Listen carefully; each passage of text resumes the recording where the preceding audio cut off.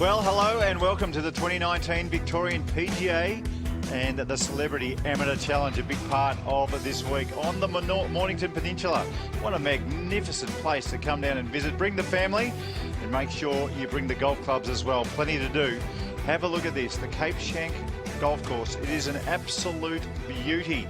And this tournament today, I tell you what, we are seeing some magnificent golf. It's going to test the players today. We'll hear more about that with Brendan Goddard in just a tick. My name's Mark Allen, and with me is Ewan Porter, a two-time winner on the Corn Ferry Tour in the States. Good to see you, Ewan.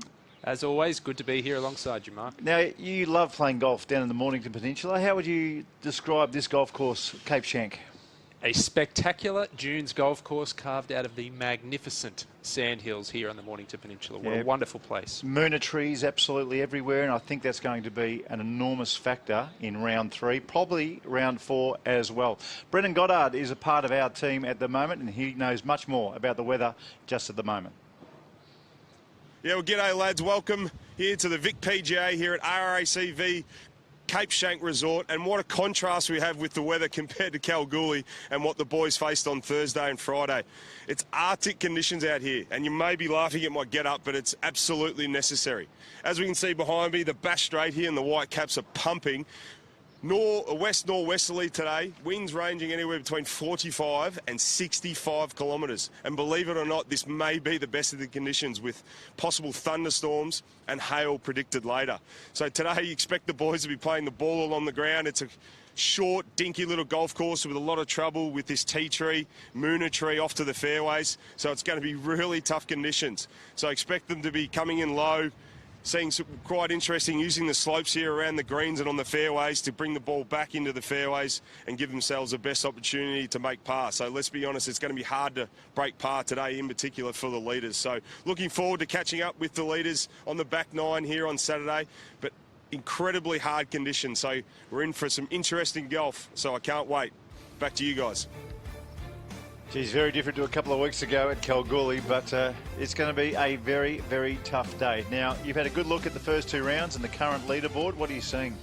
Blake Collier, in his first event as a professional, he shot 61 to Monday qualify into this championship, and then he shot 61 again yesterday to lead by 3 strokes after 36 holes. But look at Andrew Dote's name sticking out there. He's a proven winner in Europe and in Asia. Watch out for him over the weekend. Jason Norris not too far away, also a very good player down in Australia, that is for sure. So tell me this, Ewan. What sort of golf are you expecting to see? I mean, Brendan Goddard, gave it a pretty good look at what to expect, but when the best players are on, sometimes their ball doesn't feel the wind, does it? No, not at all. But I think if you're going into the weekend with aspirations to go out there and make birdies and make a run at the leaders, you're going to be sadly mistaken. That's not going to happen. What we're seeing out there today, par is definitely going to be your friend, and I think you've just got to really do your best to keep the ball in play. Do you think, on that, do you think we'll see many drivers? Well, you may have to with how long some of the holes are playing into the breeze, but I think overall it's whatever club is going to keep you in position for that second shot. And I'll tell you, putting makes it very difficult in these windy conditions as well. And I always think hard greens to read down on the Mornington Peninsula. Now, a man who's had a good time reading the greens in rounds 1 and 2 is Blake Collier, and Brendan Goddard spoke to him a little earlier before his round. Now we're joined by Blake Collier, the overnight leader, by 3 shots leading into Saturday. Mate, take us through your first couple of rounds, and in particular your back 9 yesterday. Yeah, the first few rounds I've played pretty solid golf, and didn't seem to drop the putts on the first round, and then yesterday on that back 9 they started to roll in, and yeah, it really came together quite nicely. I didn't really know what I was throughout the round, and at the end it was nice to sign for that 61. So what about the challenges leading in today? Obviously different conditions now, yeah. So what's important with your round today? Yeah, it's really windy today, and I think something that'll help me out is we get a fair bit of this wind in Melbourne, so practicing it a lot. Just keeping the ball in play and as low as I can, and yeah, build my score slowly, yeah. Now, you've just first tournament as a pro this week. You've had a couple of preschool qualifications. A month or 2 ago, Corn Ferry Tour, missed first stage, got through first stage European Tour School. So what's up after this week and the summer of golf? Yeah, I've got second stage of European Tour School in Spain. I leave on next Saturday, and then, yeah, hopefully playing some of the Aussie tournaments in the summer. yeah, that's kind of where that's at. Yeah, well, good, mate. Well, good luck for the rest of the tournament, and good luck in today's conditions. Thank you. Thank you, BJ. Now, this is Michael Sim, and he hit off a little earlier today. This putt is for a 65, and he's currently sitting second on the leaderboard, and that just missed. He taps in for his 66. Ewan, what sort of a round is this with conditions like we're saying? Oh, well, I'm just shaking my head in disbelief. I mean, I didn't really see an under par score at all out there today given the conditions, but 66, I'm looking forward to having a chat to Simi here in a second to ask him about it. Well, he won last week at the Western Australian Open. A couple of weeks ago, he won at the Western Australian PGA Championship. Came third at that championship. So he's found a nice little vein of form, and you would think at this stage, with him second on the leaderboard, will be in that final group tomorrow. And I think you mentioned it a little bit earlier about the experience really coming to the top today. Yeah, no question, and Michael Sim's obviously done that. Well, we can join Michael Sim. He's wired up, ready to go near the clubhouse. G'day, Michael. G'day, guys. How you doing? Well done. Congratulations on the round today. We were cheering for that putt to drop for a 65, which would have been an incredible score. What was the secret to your round today? Just keep the ball in play. My game plan was really to just get the ball on the deck as quickly as I could, and I actually didn't hit a wood out there. I was just pretty much placing my way around the course, and yeah, sunk a couple of putts and just really tried to stay out of trouble and be extremely patient. Simi, you've won 4 times on the Corn Ferry Tour. You've been top 50 in the world. You're one of only 3 scores under par on the golf course today. Is it a stretch to say this is the best round of golf you've ever played? I'm not sure about that, but like I said, I was just trying to stay extremely patient and just stay out of trouble, and I managed to do that really well and hit a lot of nice tight wedge shots in there. And I mean, I didn't really make too many long putts. I hit a lot of, like I said, a lot of great shots, and extremely happy with the round. It's put me in a great position for tomorrow. Do you find conditions like this help you with the way you think? I mean, the first 2 rounds in reasonably decent conditions, you know, just average scores for a player like yourself. But today, to really knuckle down, this sort of weather conditions, does it make you think a little bit more at the right time, do you think, of this week? Yeah, absolutely. I don't think you can go out there and think about your technique, that's for sure. You've got to think about the shot in hand, and to be honest, I don't even know if I hit a full golf shot today. Everything was just sort of half or 3/4 and get the ball chasing out. And I mean, yesterday afternoon, I thought the conditions were probably about as easy as you'd get, and I only made 1 birdie. So to go out there this morning at 10 past 8 and make 5, it's a complete turnaround. So really happy with the round, and just looking forward to tomorrow. I'm not sure where it's going to sit at the end of the day. The wind seems to drop here a little bit since I putted out 10 or 15 minutes ago. So we'll see what it brings tomorrow, but I've given myself a great chance. Simi, you've been in a rich vein of form. 3rd at the WA PGA 2 weeks ago, and then you won the WA Open last week. Can you attribute that success to anything in particular? I feel like I'm getting the ball back in the fairway, especially with the drive. I mean, obviously I didn't hit any drivers today, but obviously last week I drove the ball well, and I'm starting to putt well too. So they're the 2 areas for me. I feel like if I get on top of those 2 in my game, it sets up my scoring for not only my short irons, but the rest of my game. And just finally, Simi, just the greens. Usually really hard to read on the Mornington Peninsula. They can be. How do you find the putting, and how have you found it this week? I thought the greens were a lot better today, maybe after the overnight rain, and they potentially might have rolled them this morning, but it was tough to putt out there. I mean, a lot of, you'd have putts from 3, 4, 5 foot that were, I made them all, but they were sort of, some of the putts were 50-50 really. I mean, with the wind blowing, and, I remember on 14 there I had a putt from 4 feet, and it was sort of left to right, but the wind was right to left, so I hit it right centre. So there's a lot of variables out there, and I don't find the greens here too hard to read. I think they're pretty. They sort of go where they look like they're going to go. So they're a nice holding speed, and yeah, I'm just happy to give myself a shot at tomorrow. Well, Michael, it's a superb round. Congratulations. Rest up, and we'll see you more than likely, we think, in that last group tomorrow. Okay, thanks, Mark. Thanks, Ewan. Good on you, Michael Sim there. And like you said, a former top 50 player in the world. Let's get out onto the golf course. This is the 10th hole, and this was the overnight leader, Blake Collier. Well, Blake Collier's 3 over par for the round through 9 holes. He sits at 7 under par for the tournament. That is currently in the outright lead by 1 stroke from a trio of players, including Michael Sim, Andrew Dote and Taylor McDonald there at 6 under as well. But you've got to think Michael Sim's going to be leading at the end of the day. Yeah. It's his first professional tournament. You know, he's tried to qualify a couple of times. After 2 rounds, you found yourself on the top of the leaderboard. I imagine on that first tee today, the nerves and the fingers would have been, you know, jumping all over the place. So, look, it's a learning experience. If he can gather his thoughts and shoot a decent score on this back 9, it's going to be a real feather in his cap. All right, Andrew Dote, he's a winner this year. He won the Sarawak Championship in Malaysia on the Asian Tour. That was his 3rd Asian Tour victory. Former winner of the Queensland Open. Great golf swing.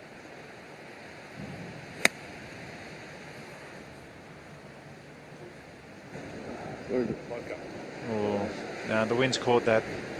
I felt like he had made nice connection there. It sounded right, and the ball's just ballooned up in these winds. And it can be very fluky, can't it? Even though, you know, you might think it's a 4 or a 5 club wind. I mean, with the gusts that you get in those conditions, anything can happen. I mean, it is kind of a lottery in this condition. Well, you heard Michael Sim say during that interview that he never hit a full shot today. Everything was a half shot or a 3/4 shot, trying to keep the ball down, and that's his experience showing there.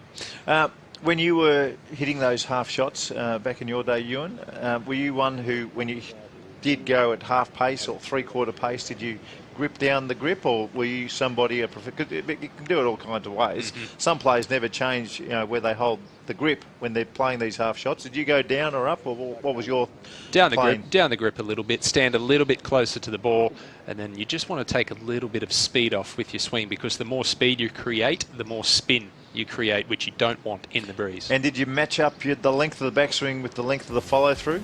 Was that one of the things, or did you just that came pretty naturally to you? That came pretty naturally, but that's exactly what you do want to do. Okay, well, let's have a look at the leaderboard as it stands halfway through this 3rd round. Blake Collier, like we said, the overnight leader, was 10 under par, and he's played the front 9 in +3. Michael Sim, that's going to be the round of the day. Although, if we go down a little bit further, Ewan, there's a young fella from New Zealand who's done an amazing job so far. That is just absolutely phenomenal. 6 under par through 12 holes from a man who has yet to record a top 10 finish as a professional. Brady Watts there. Did you say he was a former #1 amateur in the world? He was semi-finalist in a US amateur. He played a US Open. Jake Higginbottom, another famous amateur name in this country. He's since turned professional. Jared Felton, the winner. Oh, well, we thought he was going to win at Kalgoorlie. Came second at Kalgoorlie. Nice to see his name back up there. And Mark Brown from New Zealand, one of our internationals. Yeah, Blake Windred too there in his 2nd event as a professional. He was top 10 in Kalgoorlie. Nick O'Hearn, former top 20 player in the world. A couple of President's Cups under his belt, making his home in Melbourne these days. That's nice when you say all those things, but beating Tiger Woods not once but twice. The only player to do that. In the match play championships, then just always put that at the top, I reckon. Always at the top. He loves it too when you talk to him about it. And there's something about Tiger playing against Aussies, because you remember Peter O'Malley. Yeah, I know.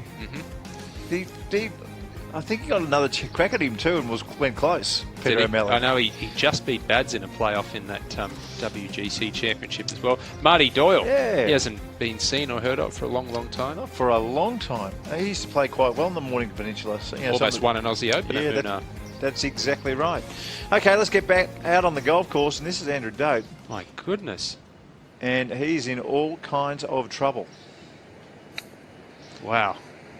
If you've just joined us, he is a right-hander. He's turned that sand iron upside down and just clipped it out. Smart shot. Sometimes a nervous shot when you do that. Yeah. A nervy one. Make one mistake, it goes up the bush. Well, never is there more important time in professional golf to be patient with everything about the game and the conditions than out there today, and especially the position that Andrew Dote's in now, playing his 4th shot. You can see the other ball as well. I mean, if you hit it in that bunker from where they did, it's always going to plug, wasn't it, with the wind conditions. He needs to hit this one close. Nice technique. Oh, that was perfect. Absolutely perfect. He had the wind, which was assisting, bunker shots into the wind. really do help professional golfers, and that was picture perfect. I don't know if you noticed with his setup there, but he had his right foot back. You see that a lot these days. Brett Rumford's doing it. Cameron Smith does it. Both who have wonderful short games, and it really promotes turning hard through the ball. Back in the day, you used to see players set up with open stances and cutting across their feet. Okay, that is Blake Collier, we believe. Oh, that was Blake Collier. Andrew Dote's nice and close to the hole. Blake Collier's got it out of that bunker, so he's done reasonably well, but he does have a 10-footer. To save par, it's going to be his 4th bogey of the day if he does miss that one. Well, if he misses that one, Michael Sim finds himself in a share of the lead. Andrew Dote's going to drop a shot there, so he'll drop back to 5 under par. Keep a lookout for David Micheluzzi, who's currently at 5 under par. This is his 2nd event as a professional.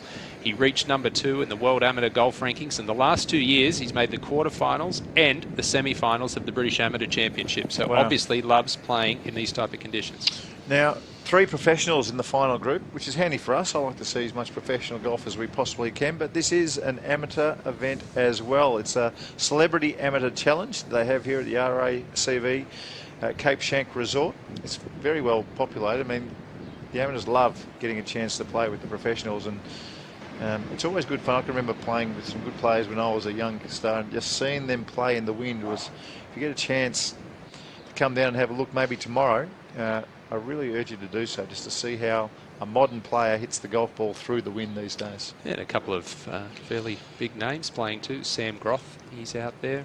Damien Fleming, yep, cricketers out there. 92 professionals started this championship. I also see where Marcus Fraser is making a mini charge. He's 3 under par through 15 holes today, and he's at 4 under for the championship. If he can get in the house at 4 or 5 under, he's going to be in the 1st or 2nd to last group tomorrow, I think, maybe the 3rd to last group. He wouldn't be far away. All right, Blake Collier. This par putt, this to stay in the lead by 1 stroke. Ooh, and a little bit of work coming back. Gee, that was a downwind putt. You could really see it racing away. The wind's going to be a huge factor. Did you have any professional tricks that you used when, you know, the wind was fierce? I don't know about tricks, but my mentality was very similar to what Michael Sim said, where you forget about technique.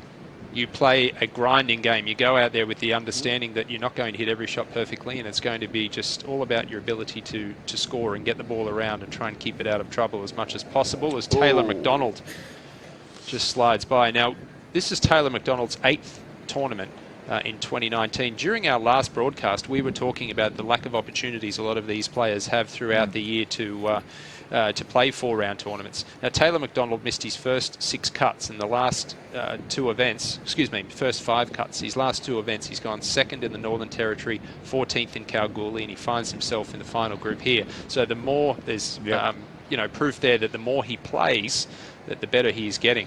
Bogey putt and well holed. Blake Collier now drops back to co-leading. Michael Sim at the top of the leaderboard. Andrew Dote also there. And Taylor McDonald, I think he's at 6 under par as well. Yeah. Well, I've got a feeling Taylor McDonald has just dropped a shot here at 10, and we know this is for bogey as well. Yeah. So it looks like we've got Collier and Sim at 6 under par leading. Correct weight. We'll take our first break of the day, and we'll be back with these players on the back 9 at the Cape Schanck Resort. Where are you? Here you are. Now, think about all the places you're not. Go. Cross rivers. Climb mountains. Overcome obstacles. And tame wild animals. Get from A to B, or go every way. But don't just stand there thinking about it. Samsonite, born to go. This is spring racing. This is where it gets interesting. This is thoroughbreds on thoroughbreds. Internationals who aren't here to lose. Trainers with everything to prove. It's reviewing the form, the lead-up races, the form again. It's final scratchings, the final markets, and then your final say. So before the race, before the jump,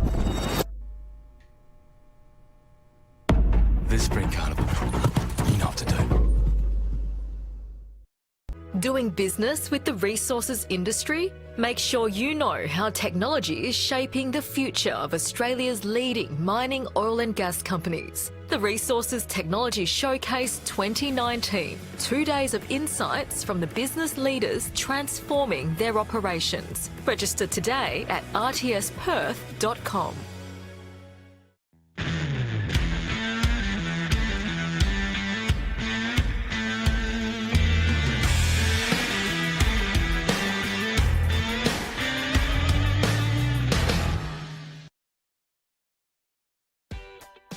I'm Nev Austin. Hi, I'm Bobby Wallier. Hi, I'm Axel Jung. I'm proud to be a PGA Pro. I'm proud to be a PGA Pro. I'm proud to be a PGA Pro. And I'm Ian Baker Finch, and I'm proud to be a PGA Pro.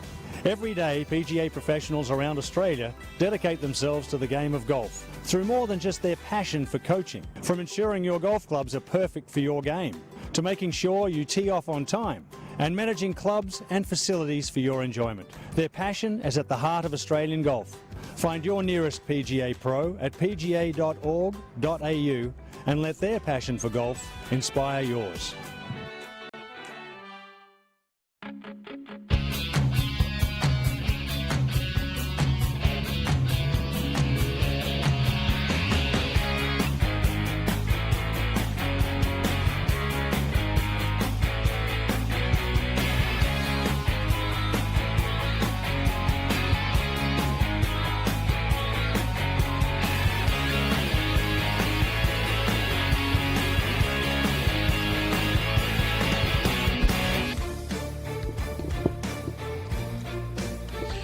Well, welcome back to Cape Schanck, the RACV Cape Schanck Resort. It is an absolute beauty. I know you've stayed here. I've stayed here as well. It is absolutely sensational. Beautiful gym, magnificent restaurants, and the brekkie was a special. I remember that. Nice breakfast. Yeah, the food here is very gourmet, that's for sure. Very extensive drink list, a lot of activities for the whole family. Now, this leaderboard is completely up to date. Michael Sim with that round of 66. He had a putt for 65 on the last hole. 4 under, still a magnificent round. Blake Collier, we know he's 4 over par through the first 10 holes. It's his first event as a professional, and he finds himself in that final group. David Micheluzzi, even par through 15. What's par today? I mean, if there was no wind at this golf course, it's probably a par 67, maybe a par 66. What's par today? Well, bearing in mind the course is a par 70, I think the average score today is going to be around 73 to 74 on average. We've only got 3 scores out there currently under par. Jake Higginbottom, nice to see his name again. Finished, shot an even par round today. I mean, that's a real feather in his cap. Jared Felt continues to play reasonably well. 3 over today, not wrapped about that. Jason Norris, I thought he'd be a factor. 6 over par through 12 holes. I went a bit early there, Ewan. Yeah, it's a bit of a shame to see. Norrie's been struggling this year. No top 20s, back playing the Asian Tour, and tough day today. Great to see a former number 16 in the world, Nick O'Hearn, here. We were talking about him a little while ago. Daniel Nisbet, 2 over par from Queensland. I wonder how the Queenslanders are feeling about the weather the Mornington Peninsula is putting on for them. Slightly different. My mum's up on the Sunshine Coast, and she was telling me it was over 30 degrees there today. God, look at some of these scores. +6, +7, +6. Some big scores. Matthias Sanchez, former Australian amateur champion, is at +5. Nice to see him playing reasonably well. He's making cuts as a professional. It's a good start. James Marquezani, a local actually. He's from Rosebud. Yep. Tough day for Denzel Iramia as well, who has made it through the second stage of the Japanese Tour School. He shot a 61 up there recently. Rick Kulaks, +80, be disappointed. Nice fellow though, isn't he, Rick? Good guy, Rick, winner of the New South Wales Open as an amateur. He played with Michael Sim today. Now, I thought Zach Murray might fire. You've got a bit of a theory why his scores are high? He's a flush as Zach Murray, but he's a high ball hitter, and I don't know if that translates too well to these conditions today. Ashley Hall, he's a multiple winner of this tournament. Tough day today. Geez, I can't believe Ashley Hall hasn't found a home on the European Tour. He deserves to play somewhere. He's too good not to be on that European Tour. Darren Beck, we saw him win the Western Australian PGA Championship. 11 over today. Amazing. Now Ewan, there's a couple of holes. I'm not going to call them Amen Corner here at Cape Schanck, but 2 brutal holes and will be a key to scoring. Let's get down to Brendan Goddard with a look at the 14th and the 15th holes. Now we're here on the 14th and 15th holes here, arguably the most exposed area of the golf course. And in behind me is the hole 14, short par 3, today playing only 124 metres. But over the first 2 days, Thursday and Friday, played as the third hardest hole, believe it or not. Today I've just been informed by Zach Murray just earlier that he had a 6-iron, as good a 6-iron as he could, he said to me, but it came up short. But as we transition down to this 15th tee, which is now playing as the hardest hole on Thursday and Friday, and today will be very similar. Wind howling off the right, into slightly, and as we get to this tee, we can see the Bash Strait in the background with those white caps. But the difficulty of this hole, two things is a tee shot. The fairway slopes left to right into an OB red hazard area, and their second shot, if you're good enough to find the fairway, is straight uphill today, directly into the wind off the right, as I said. And it's a difficult par to make, but as I said, hardest hole on the golf course, and it won't be any different today, so looking forward to seeing how they play it. Well summed up there. Let's have a look at this 11th hole where our final group are on the tee. It's par 4, it's just 346 metres. There's not too many long holes on the back 9 here at Cape Schanck. A lot of these bunkers were put in 25, 30 years ago, and most of them are out of play, unless of course it's a windy day like today and you've got iron in your hand trying to hit a little stinger. Around the corner, and the pin is on 6 on from the front and 6 from the left, so you can use that tier to actually bring your ball back down to the hole. Tough holes, deep bunkers, and a very common look of what we see today. Here's Collier, he's on the 11th fairway, good sign after bogeying 4 holes in his first 10. One thing that's pretty noticeable around here, Mark, especially on the back 9, there's a lot of fairways that tilt from left to right. So if you're someone who likes to fade the ball, that's going to prove pretty difficult around this Cape Schanck layout. Yeah, particularly if you're getting a left to right gust as well, almost impossible. I mean, it's very scary for a lot of players, not just amateurs, but a lot of pros.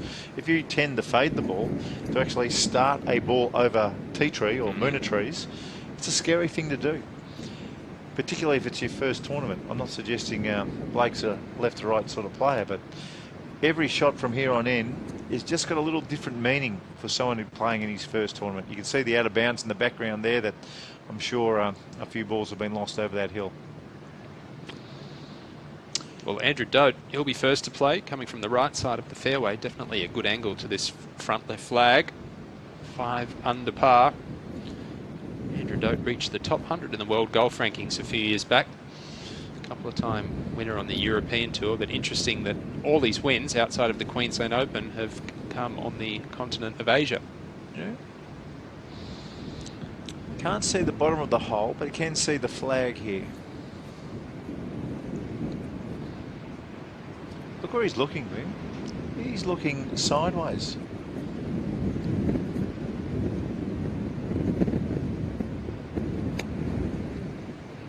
Caught that a little heavy. Yeah, you're a good judge. You're a good judge. That just didn't look right. He didn't look right over the ball. Well, indecision is just going to be so rife amongst the players out here today. It's just so hard to commit. But committing to, I think, committing to perhaps the wrong club is more important than not being committed to the right club. Yeah. Okay, young fella, this will be a beautiful time to hit a nice wedge. Stick it close and see one going the other way. That looks better.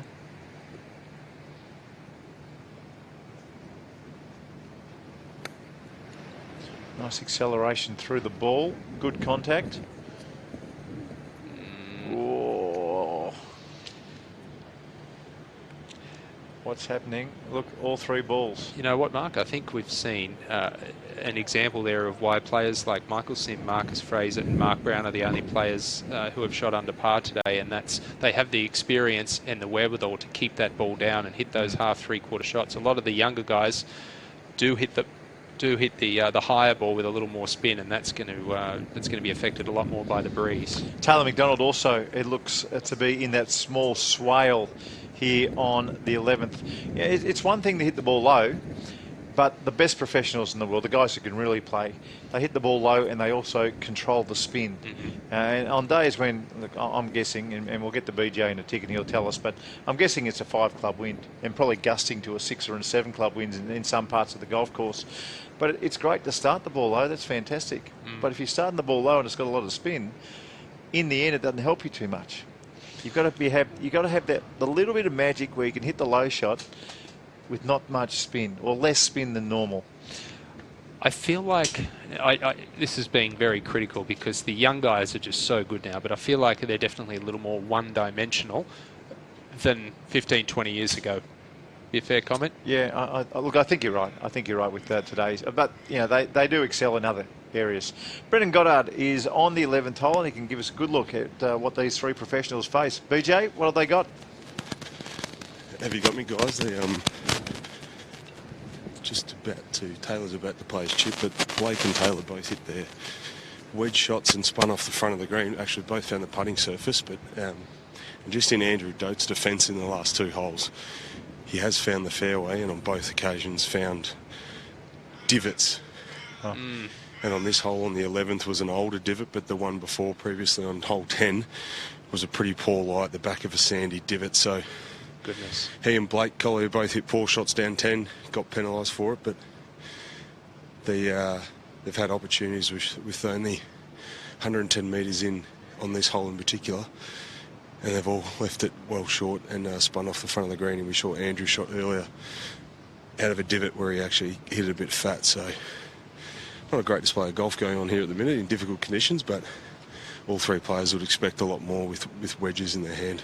So, Brendan, is this chip shot that the players have got, is it a windy type of chip shot, or do they have a little bit of wind break? Maybe a little, but it's not too difficult, to be honest. They should bounce this up short, keep it under the hole. Blake's got a great short game, as we can see there. BJ, Blake, overly happy. Sorry, BJ, Blake plays out at Metro, right, where you're a member? Yeah, he does. So Blake and I are really good friends and play a lot of golf together. So spoke to him early in the week and said good luck after I think you guys touched on, he pre-qualified for the tournament on Monday here at Cape Schanck and shot 61 to win the qualifying. And obviously backed it up yesterday with a 9 under. But yeah, great kid, great attitude, works really hard, part of the VIS for a number of years, and Doty's nearly holed it. Well, that would have been justice after finding back-to-back divots on 10 and 11. It's not a fair game. Got a great short game. No, I wouldn't have. So, yeah,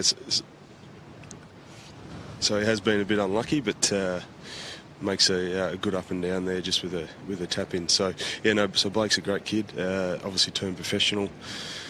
First turned professional about a month ago, went to qualifying school at the Corn Ferry Tour in America there, Ewan, which you'd know well, and missed out on first stage, and then followed up a couple of weeks later at the European Tour School first stage and got through there. So, as you mentioned earlier, off to Spain next week, I think he said. But he's a good kid, works really hard, great family who are here. His mum and dad are out here today, and as I said, yeah, good friends, and been playing a lot of golf together recently. But before turning pro, he reached, I think he was the 4th best amateur in Australia there, so he's had a pretty good amateur career. So Dote taps in for a par. You did say in the last hole, the 10th hole, when he's in the bunker, noticed the right foot back. Now, I thought that might have only been for bunker shots, but I just saw his right foot back there for the chip shot. Is he trying to do the same thing? Yeah, I think Cameron Smith has arguably the greatest short game on the PGA Tour, and if you watch him chip and hit bunker shots, he sets up with a little bit of a shut stance, and Brett Rumford, I mentioned, does the same thing. It really promotes turning through the ball and rotating your upper body in the correct manner, in the correct fashion. Quite often, especially with the older technique being open, the upper body would just quit through the ball and you just get really scoopy and flippy with your hands.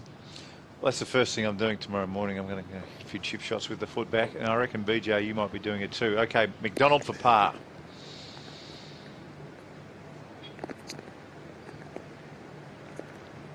Putt. Superb. What's Collie got left for his par, Brendan? He's probably about 6 to 7 feet. Should be a little bit left to right, but again, it's only a little bit. So Blake's a really good putter, so hopefully he gets away here, because walking away with a bogey after having Blake had about 105 to the flag, wind off the left albeit, he'd be very disappointed walking away with a bogey here. Oh, well hold. Stuck it in the left side. Well hold. That was the important one. I mean, to find the fairway, to hit it probably what looked in the air like a good wedge. To walk off there with a bogey, that would have been a full-on disaster for a kid playing in his first tournament. But well done. He hangs on. If he can just make a couple of birdies on the back nine, shoot 72, 2 over par, you give him almost a B for his first go in the last group. I think he'd be pretty thrilled with that result. Look, he's won the Dunes medal the last couple of years, a Golf Australia ranking event. So the Dunes not too far from here at all. So he's very, very familiar with playing in these conditions. Well, one of the things you can do when you come down to the Mornington Peninsula, you can go and have a few glasses of beer. And the place I want to go is the Jetty Road Brewery.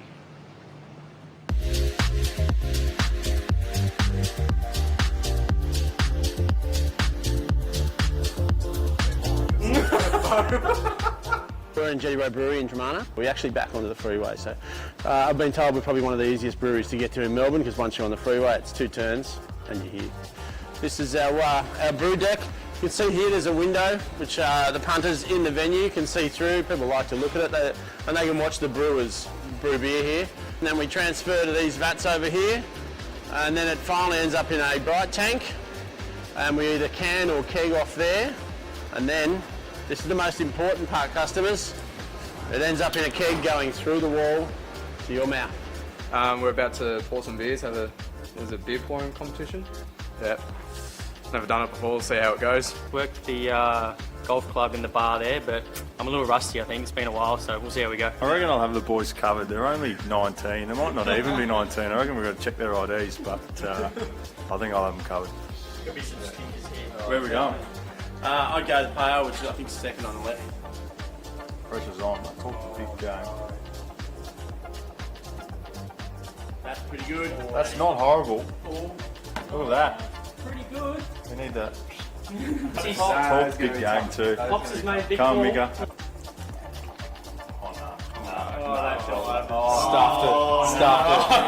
it. Just throwing the hands in there.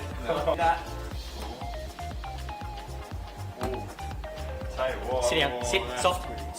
We're going the dome top. See See how that's following its hands. There we go. Cheers, boys. Cheers, boys. Cheers.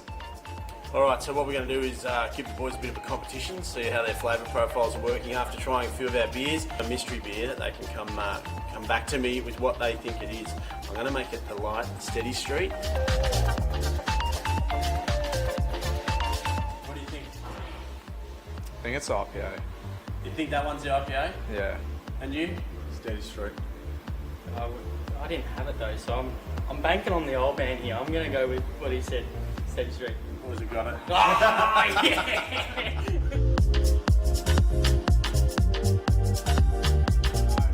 Knock a beer off and I'll give you a 4-pack of it. Oh, straight! Time to go. Guess we're done. Perfect. See you later, boys. 54 is perfect, I reckon. Oh, 2! That's 2! You're sending me broke, boys.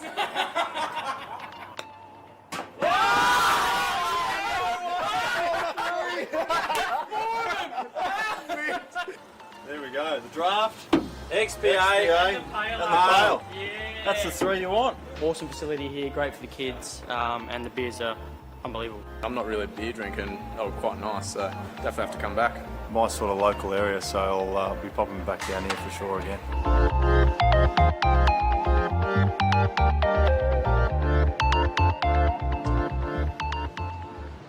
Now, come on. James Marcazzani hitting 3 cans and taking away 3 4-packs. Come on. Just give some back. Yeah. Be generous. Do you reckon his caddy be looked after? I'd like to think so. I'd like to think so. Can you remember the stuff you were doing first time on tour? I mean, that sort of stuff when, you know, it's an adventure in the first place. You know, you finally got your tour card, you got somewhere to play, you're travelling around Australia, sometimes the world.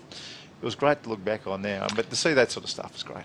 Well, especially when it comes to beer, which is kind of my background as well, having worked at a brewery in Montana for a bit. But you're right about your first couple of years on tour. I think it's important for every golfer to have a little bit of somewhat of a hobby away from golf, because you can't be consumed by your profession and by your activities 24/7. You need a little bit of a mental break from it, and to go and do things like that, visit the Jetty Road Brewery or the St Andrews Beach Brewery, which is nearby, whatever it is, go surfing, hiking, whatever it is, you need something to get away. Just on that, I mean, we see, you know, JT and Jason Day and Tiger jet in, jet out, and they go back home to the Maldives or, you know, wherever the hell they're living. These guys, they can't afford that. A lot of the time they get a round the world ticket and off they go. They're gone for a while. So, you know, in their off weeks, you've actually got to have an off week and sometimes get away. You've got to have that base. All these little bits and pieces are really a big part of the jigsaw in those opening years where you're most of the time probably paying for experience. You know, you're probably not going to be playing tournaments where they're playing for a lot of money, but you're paying for experience, but you've still got to live. That's really important. You can't just, you know, be a golfer 24/7, can you? No, not at all. And, you know, an activity like that for these Australians, this is home. Yeah. So even Jared Felton from Western Australia, on the other side of the country, this is still home. Now, when you go over to Europe or when you go to Asia or when you go to the US, finding those activities that we've just mentioned, it's not as easy because you're searching, you're trying to find something to do. So it's being able to be comfortable outside your comfort zone. No question about that. Now, we're back on the golf course here. Is that Jared Felton? It is Jared Felton. It's hard to recognise players without hats, isn't it? Yeah, it is. We were just speaking of him a second ago. Oh, he needed a beer, I think, before. And he's up and out of that one very, very, very quickly. Well, let's get down to Brendan Goddard. I'll give you a thumbs up when I'm ready to go. Yep. We'll get to him in a tick. Just finding his feet. Very difficult conditions out in the golf course, not only for the players but also for the commentators. We'll get him sorted in just a tick. Now, again, when we're playing with the amateurs and you're watching the amateurs in these types of conditions, it's one thing like we saw back in Kalgoorlie where they were basically beautiful days. But when you're watching amateurs play in the bad stuff, I'd actually advise a lot of these pros probably to turn away. I don't think it helps one bit, Ewan. No, it doesn't. And I mean, look, when you get to the weekend, you know, the more sort of action-packed stages of the tournament, the amateurs are really just trying to stay out of the way, aren't they?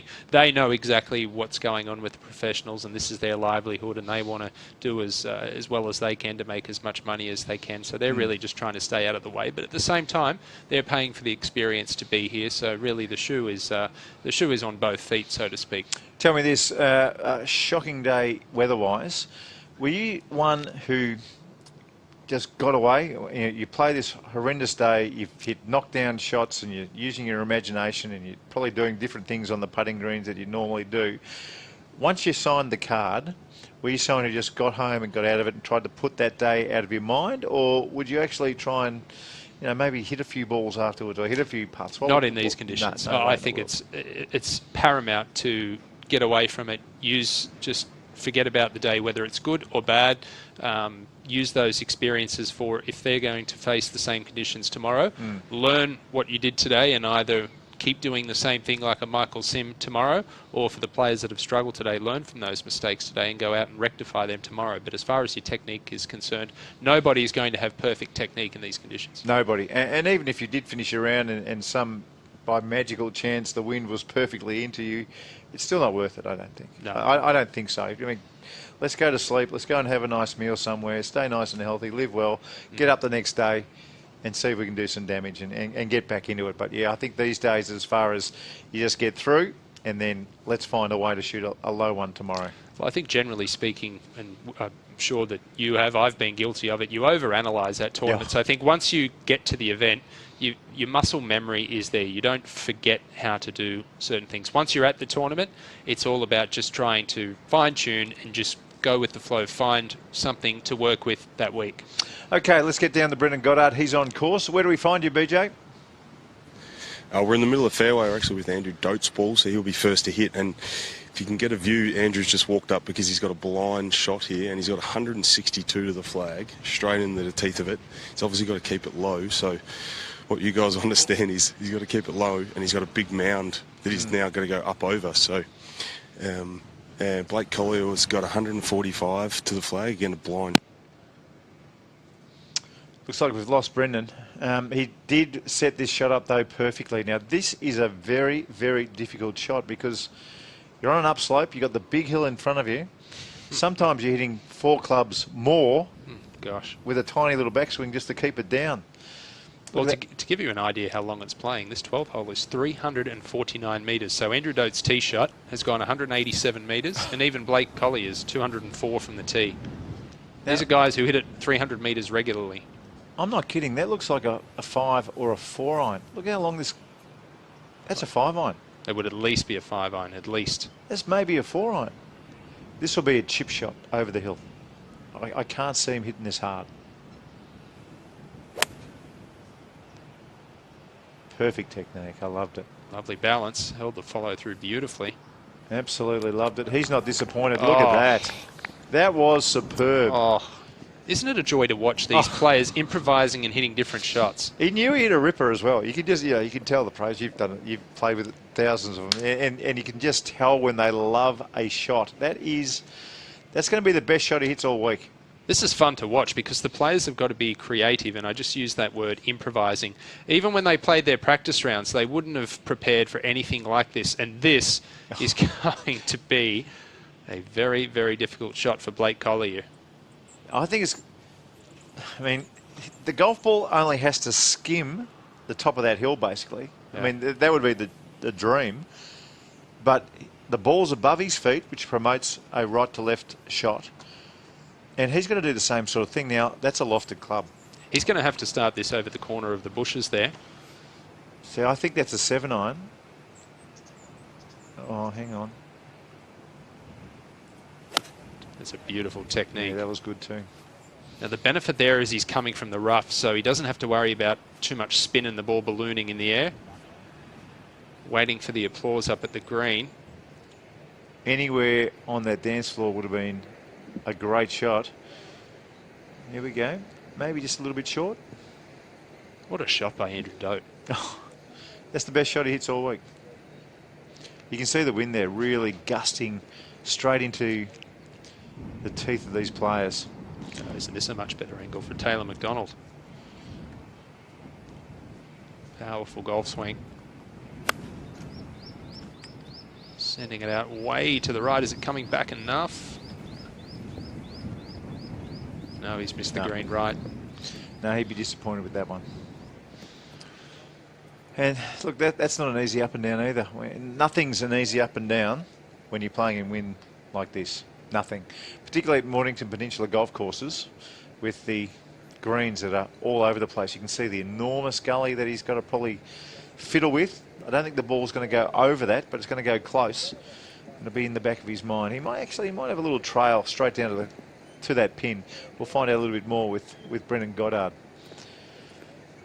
I'm not sure about the quick-paced swings too in this wind. I think the quick pace, I always feel like you put more spin on the ball when you've got a quick-paced golf swing.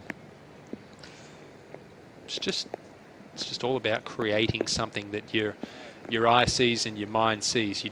You can't really prepare or practice for conditions like this too much. Although in saying that flag does look like it's dying down just a little bit. Well, let's have a look at the 12th hole. 349 metres, the pin today on 28, and basically in the centre of the green.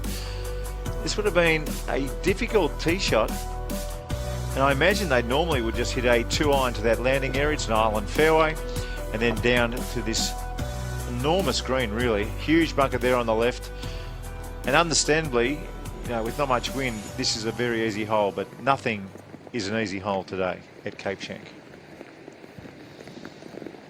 Yeah, I'm wondering if that breeze, hopefully we'll get to Brendan Goddard here pretty soon, but I'm wondering if that breeze just has dropped a little bit. It's still obviously very difficult, and now they've got some precipitation to worry about. I reckon Michael Sim was a bit dirty when we spoke to him a little bit earlier. It's always the way you shoot the good score. He's actually looking up as a pro. You know, you always say it. Look at these conditions completely changing now. I think the rain does slow the wind down, generally. Brendan, what is the wind doing? Well, funny enough, the wind's dropped a little bit because it has started raining, as you can probably see in the camera lens. So the wind's on this hole 12, it was into off the right. So as we see Blake, he's actually got a rise of about 10 feet. It's got to go. Oh, goodness. Just left it short. Taylor McDonald short right, just off the edge of the green. And as we know, Andrew Dote has hit a career shot. Yeah, I can confirm he hit a 4-iron from 162. So almost a 3 or 4 club wind. No, that was all class. This afternoon. Tell me about Blake's shot. I mean, he probably had the toughest shot of the 3 pros in this last group, but the ball must have gone straight up in the air, did it? Yeah, it did. So he had the bushes in front of him and the mound that you guys mentioned in front of him, so he couldn't actually go at the flag. So he chose to try and hit it short left and pulled it a little bit off that right to left lie. Yeah. And as you saw, just left himself in a pretty bad position. There's no real slope to get to that flag, so he kind of had to find just the front of the edge of the green to get it close. So, but a good opportunity for Andrew Dote to get one back here with a great shot in.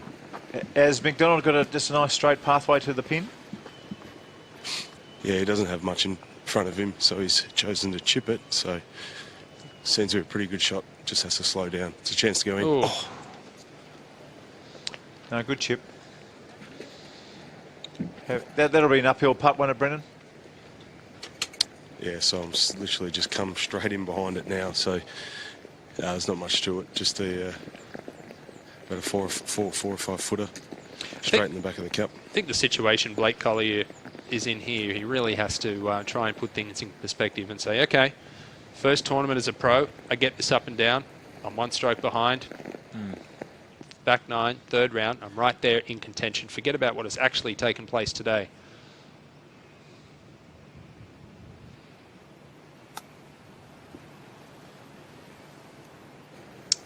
Yeah, you won't be too happy with that. There's a pretty basic chip there. But yeah, I think so.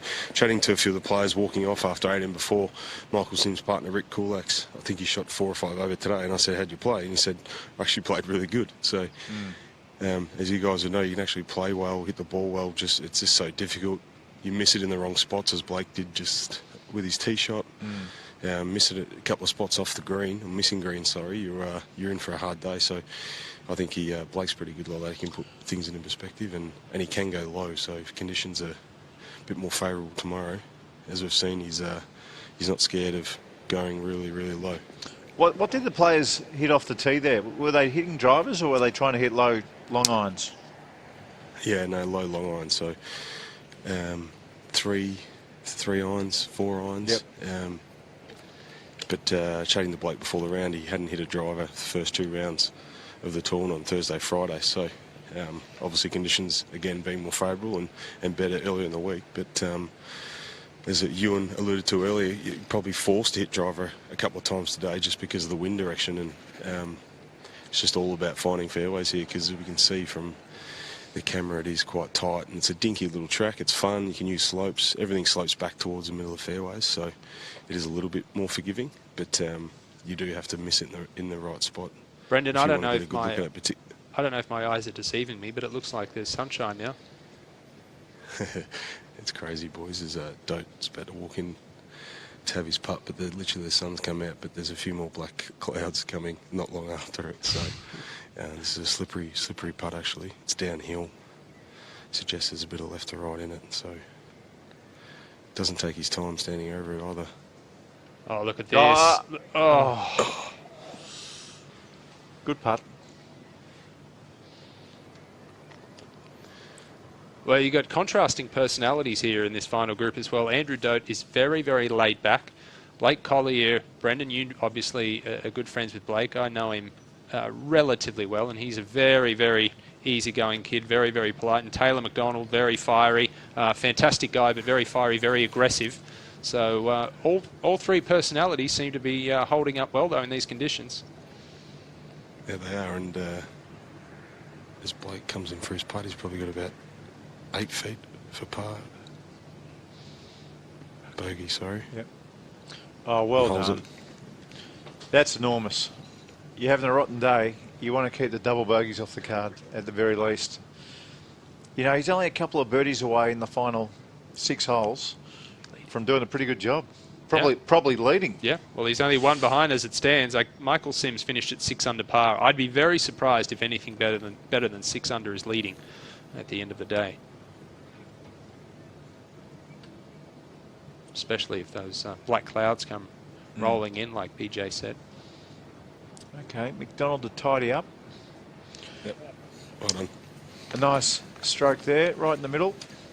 And he walks to the 13th tee, a 315-metre par 4. Sounds easy, but in these conditions, we know that is a false economy. Daniel Fox there on the bag.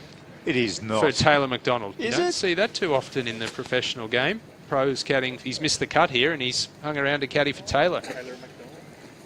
That's fantastic. Good on him. I love seeing that sort of stuff. Yeah, he's had a good year too. That is brilliant. Well, an ever-changing leaderboard at the Victorian PGA Championship at Cape Schanck. Michael Sim, 66 today, hit off early and has made the most of that early tee time. David Micheluzzi, even through 15 holes, a couple of birdies away from doing quite well. And Taylor McDonald from Queensland, 2 over par today, finds himself right in the middle of this tournament. Blake Collier, we've been following him, 5 over par. Yeah, Brady Watt still right there, only a couple behind. Good round from Mark Brown today. Mark Brown reached number 52 in the world after winning the Johnny Walker Classic back in 2008.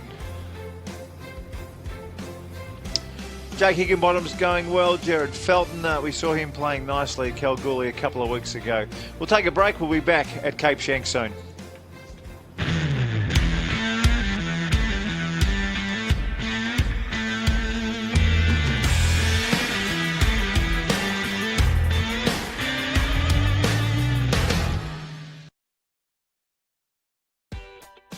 I'm Nev Austin. Hi, I'm Bobby Wallier. Hi, I'm Axel Jung. I'm proud to be a PGA Pro. I'm proud to be a PGA Pro. I'm proud to be a PGA Pro. And I'm Ian Baker Finch, and I'm proud to be a PGA Pro.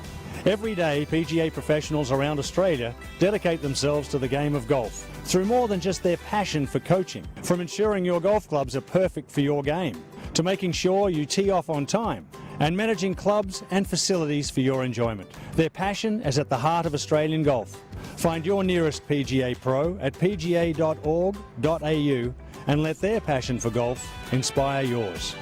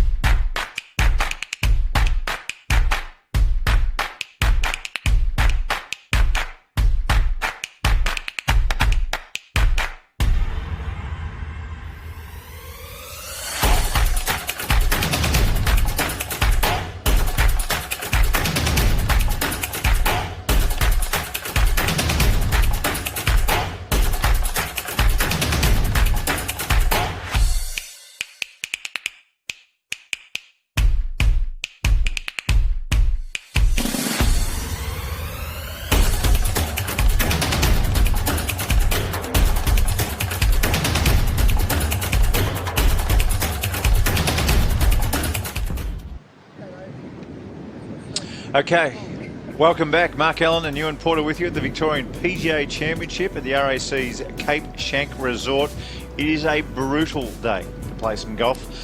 Some having some success. We've got a man who's 6 under on the golf course. We'll talk more about him in just a tick, but really the highlight of the day has been Michael Sims, 66, and he's finished up with a big smile on his face. The 13th hole, par 4, only a short one, 315 metres.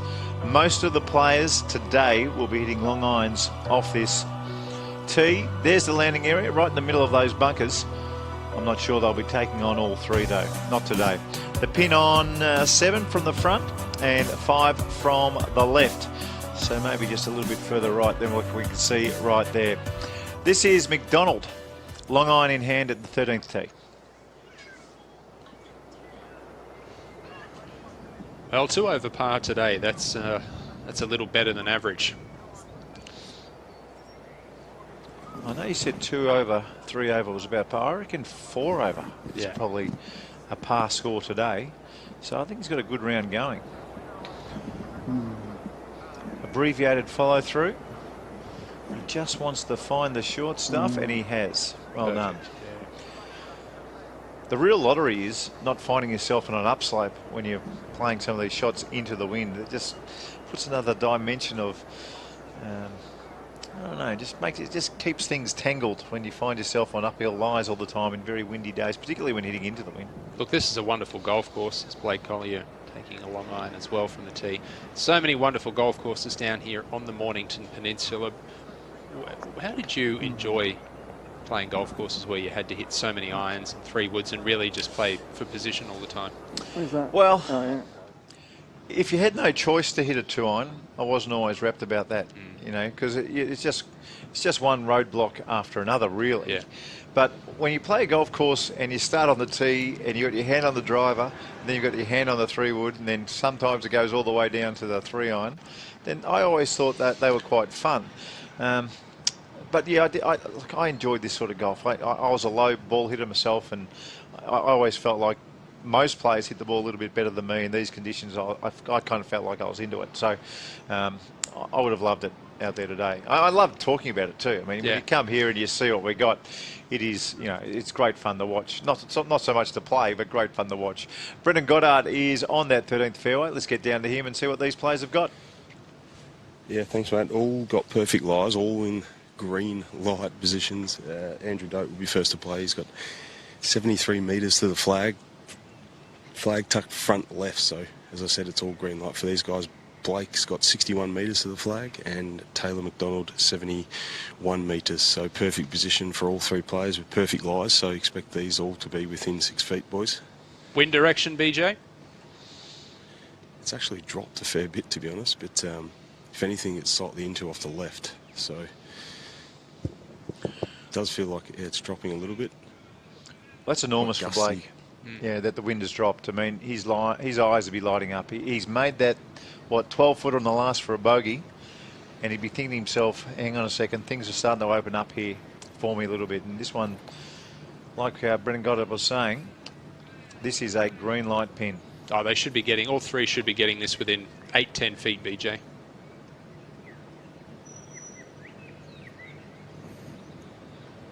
As we stand here, the sun's come out. Feels like a beautiful spring afternoon here at Cape Schanck.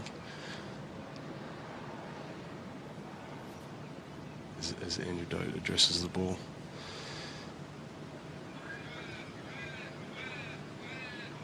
Backs away. Again, just a gust of wind came at him just in from the left, so.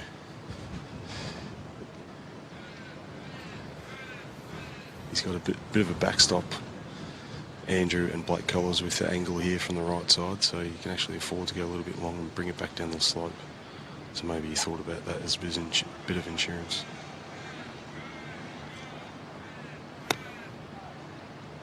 It's just left of it. It's got to go a little bit. Oh, nice kick. We'll take that. Yeah, it looks to be an uphill putt also, so clever shot. And use the cushion to his advantage. Got Merv Hughes on the bag there. Okay, McDonald the play, BJ.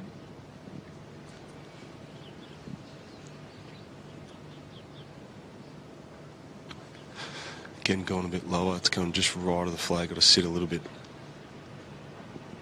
Oh, I reckon he was expecting that to fizz just a little bit for him, but got nothing.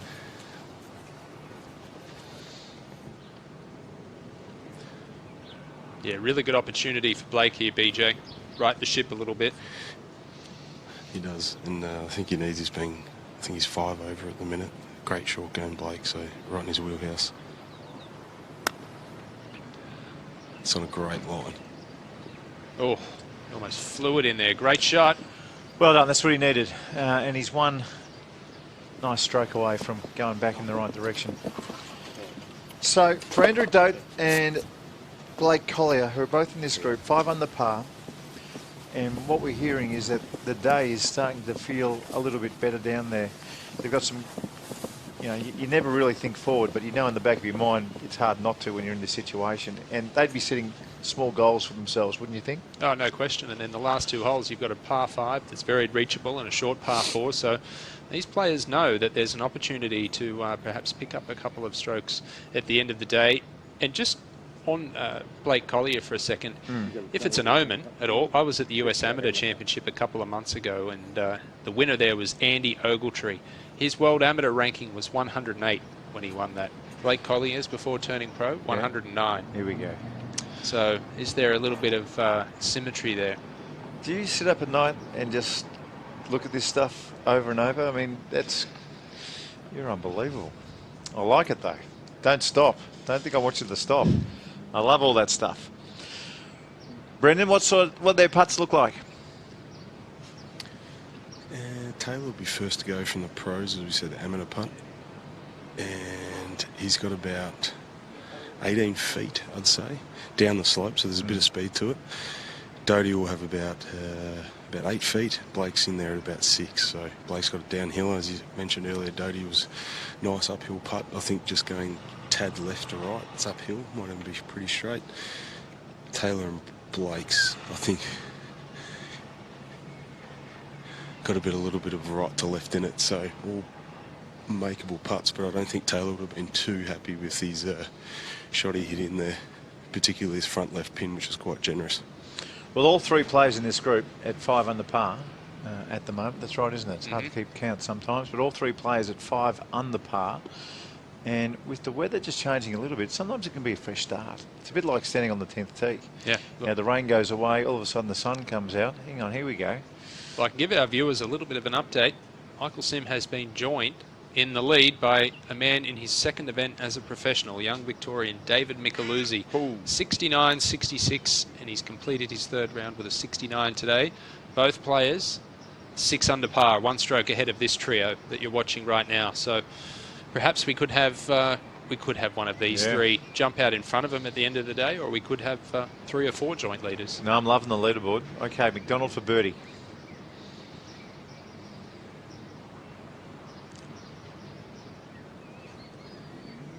Nice acceleration through the putt. Oh, goodness. That was a beautiful stroke. I don't see too many mustaches out there now. Is it Movember yet?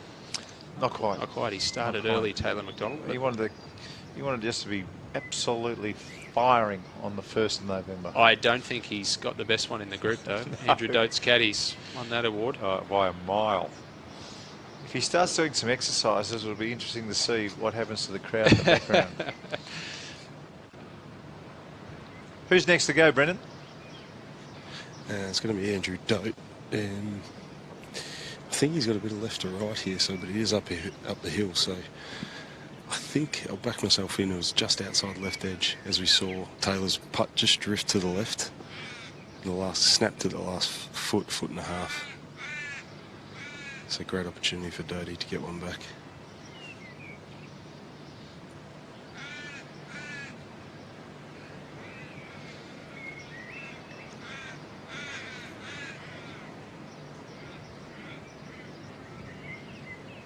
Up. Yes. Well done. No practice strokes for Doty? No, and I like that. Yeah. What's the theory? What's the theory behind the no practice stroke? It's all instinct. See ball, hit ball. See ball, hit ball. You would have done that. All of us would have done it as juniors on the putting green, having putting competitions with our friends. You just drop the ball and hit it, and most of the time that was when we putted best. It's not often you do a practice stroke on the practice putting green, is it? In fact, No, I don't think I've ever done it. No, your mates give you a crap. Hurry up. Okay, this is a big one for Blake Collier. For a 4-way tie. Yes. Oh, straight in the heart. I know I'm kind of cheering for Blake. I'm cheering for the story, by the way. A professional in his first event, and to shoot 61 in pre-qualifying and 61 in the second round. To be 5 over par midway through the third round. I'd love him just to sneak a couple of birdies on the way home and somehow get into that last group. Isn't this good to watch? That's now a 4-way tie for the lead. You're seeing some of the best professional golfers in Australia just having to hit all different types of shots and be really creative out there and really just think on the fly. Well, they're heading to the 14th tee. Why don't we have a bit of a look ourselves? Par 3, just 158 metres. That's how much it is from the back tees to the middle. Today, playing a little shorter than that. Brendan Goddard told us it was about 125 a little earlier today. A couple of tiers on this green. Very much a downhill par 3. Well, the tricky part of today, Mark, is with the flag on the front left. It's a very, very skinny portion, that front part of the green. So if you don't hit it dead-eye dick, if you're not accurate off the tee, you're going to be chipping for your second shot. If we can get a hold of Brendan Goddard. Where's the wind on this one, Brendan? You with me now? It's wow. It's funny we thought the wind dropped off. If you can get me, because it is so windy up here, and as I mentioned earlier in the broadcast, that this is the windiest, most exposed part of the course, and we've walked in up over the hill and it's just whacked us straight in the face. So wind straight into. Wow. Now keep in mind, Zach Murray hit a 6-iron earlier, and literally as we're standing here, I don't see anyone even contemplating hitting a 6-iron. Well, really, the shot here is anything up to a 3 or 4-iron and just chip it, keep it under the wind. We've seen that on the famous 7th hole at Pebble Beach. BJ, you were there for the US Open this year. That hole, players have hit up to 3 and 4 irons on that hole, and it's 95 metres down the hill. The club is irrelevant. It's all about keeping that ball under the wind. That's all. Well, if he's not hitting the same sort of shot and same sort of club that we saw, what was it, a couple of holes ago, then he's not doing his job right here. That 4-iron grip down, abbreviated backswing and follow through. That is the ticket when you're here, because you don't want the ball going up. That's the worst bit about, you know, these short par 3s where you're going down a long way. You don't want the ball to go up. You want it to go out, not up. What club does that look like to you? That looks like a 4 or 5 to me. Yeah.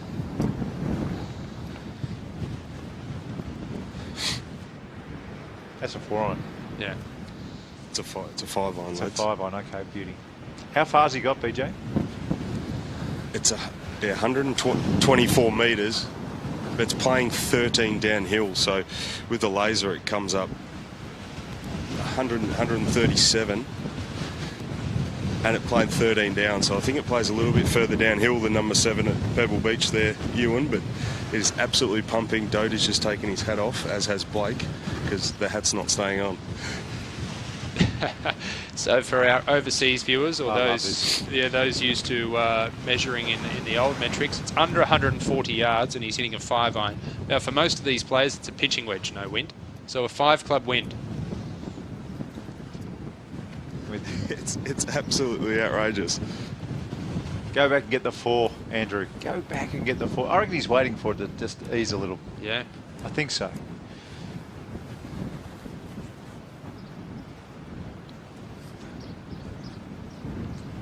Grip down a couple of inches.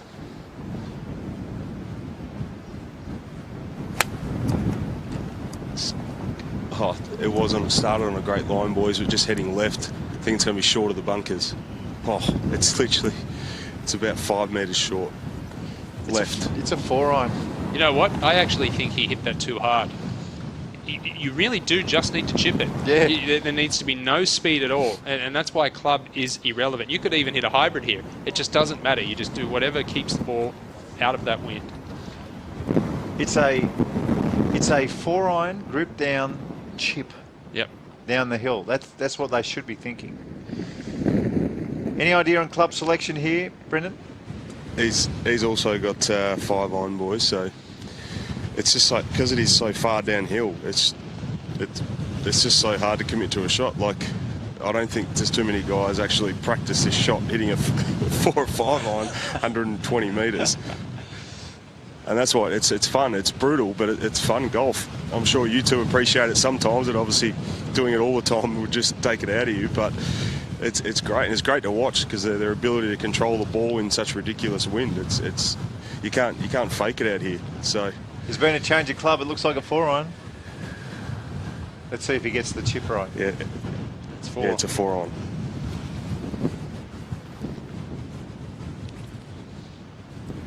That's the one. It's just right of the flag, and again, it's short. It's the right shot, though. That was. That's the right shot. I would say, from a technique standpoint, to me, it looked like his stance was too wide to hit that chip shot. He almost he took a normal setup, but then a chip swing. Get that? It is almost a pitch shot. Narrow that stance up and pretend it is a pitch. Let's see if Taylor can learn from it. Don't tell me he's got 3-iron. Yeah, he's got 5. Okay. Just watch. I always believe that if you accelerate through the ball, it's how you put more spin on the golf ball. That's right. So this is a shot where you do not want to accelerate through the hitting area. And just what we saw with Blake, that's what you want to do. So I wonder if the boy from Queensland has played many of these shots before. Closer to it, back in the stance, narrower stance, chip it. Good lesson for the amateurs too in this wind. Club is completely irrelevant. Doesn't matter. Don't let the ego get in the way. Just chip it.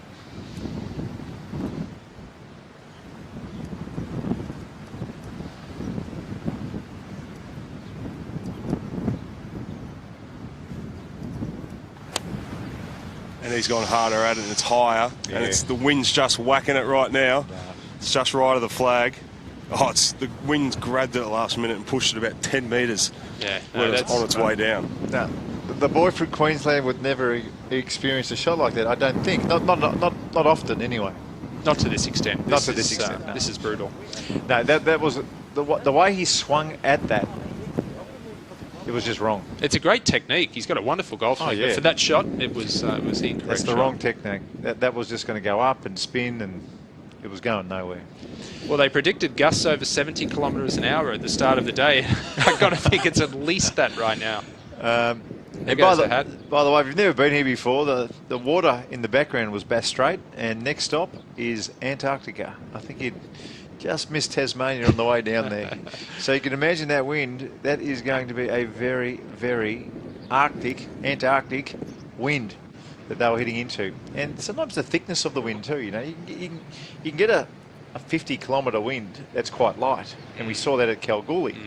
Here, a 50-kilometre wind is a very heavy wind. You see it a lot in Scotland. Yeah, that's right. And you can't fight it. No, you cannot fight it. You've just got to improvise, and we saw Blake Collier do that beautifully. Even though his ball came up short, it was the safest shot to play. Where was the toughest wind you ever played? Texas. I played a few, down in Laredo in Texas. We played in a day, and they didn't cut the greens all week because they could see the wind was coming. So the greens were running at 8, so it was playable, and we had to play 3 rounds. It was only a 3-round tournament. And I reckon I hit 1 3-iron one day, 110 yards, so 100 metres, and it was a good shot, you know. So I'd never seen wind like that. Okay, what do the chips look like, BJ?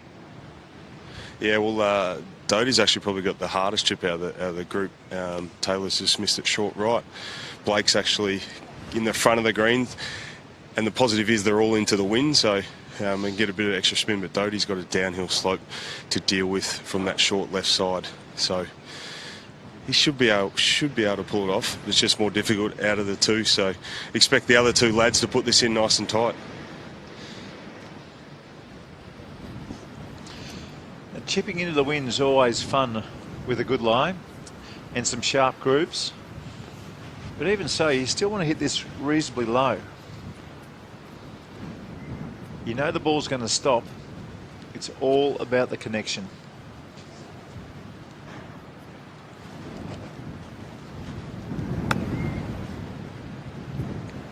Yep.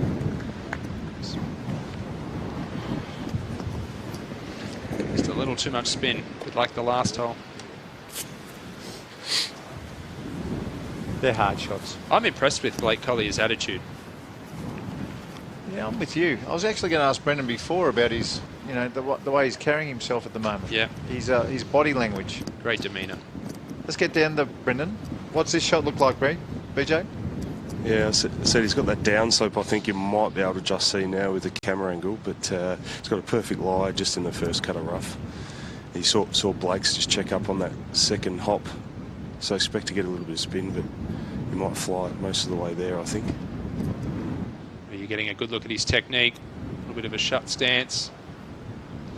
And that just released a little bit, so it's a pretty good shot. Yeah. In there at about 4 feet. 9 out of 10. That was a good shot in these conditions. And it's a shut stance, but he sets up and then puts the right foot back. So he's kind of, top half is open and the bottom half is closed. Yeah. And that is to, once again, promote a turn. Exactly, with the upper body, rotate through it. You want the belly button facing the target, the follow through. I've never tried it, but it sounds good. Maybe give it a go at home. Get out there. What's Taylor doing here? BJ, is he waiting for the amateur player? Yeah, just waiting for the amateur, but this should be a formality. You expect this within a foot or two, so perfect lie. Back into the wind, got most of the green to play with, so he's just said that he doesn't want to putt it because there's a clump of grass about 2 balls in front of his ball, so. But again, he shouldn't be too many issues for the quality of these golfers. This one I wouldn't have thought. No, but, even in the wind, it should be holeable. This one. So he's chipping it, but Blake's got about 8 to 10 feet for par, so back into the wind. So it's actually, as hard as it is to hit golf shots today with today's wind, it's actually difficult to putt too. So because the ball is being affected by the wind on the greens.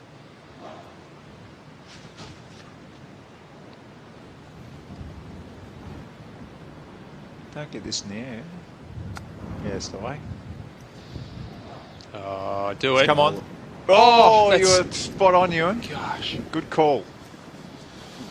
I was just looking at this green is 35 to 40 metres long, and you could see the back portion of the green there, and all I could think then was, what club would these guys have been hitting to the back flag?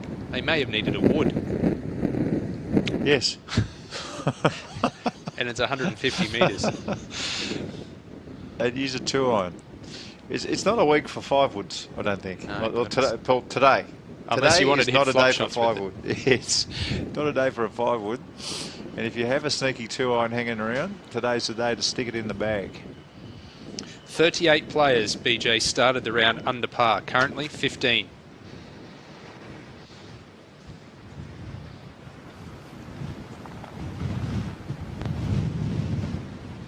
Have you got a read for Collier's putt, BJ?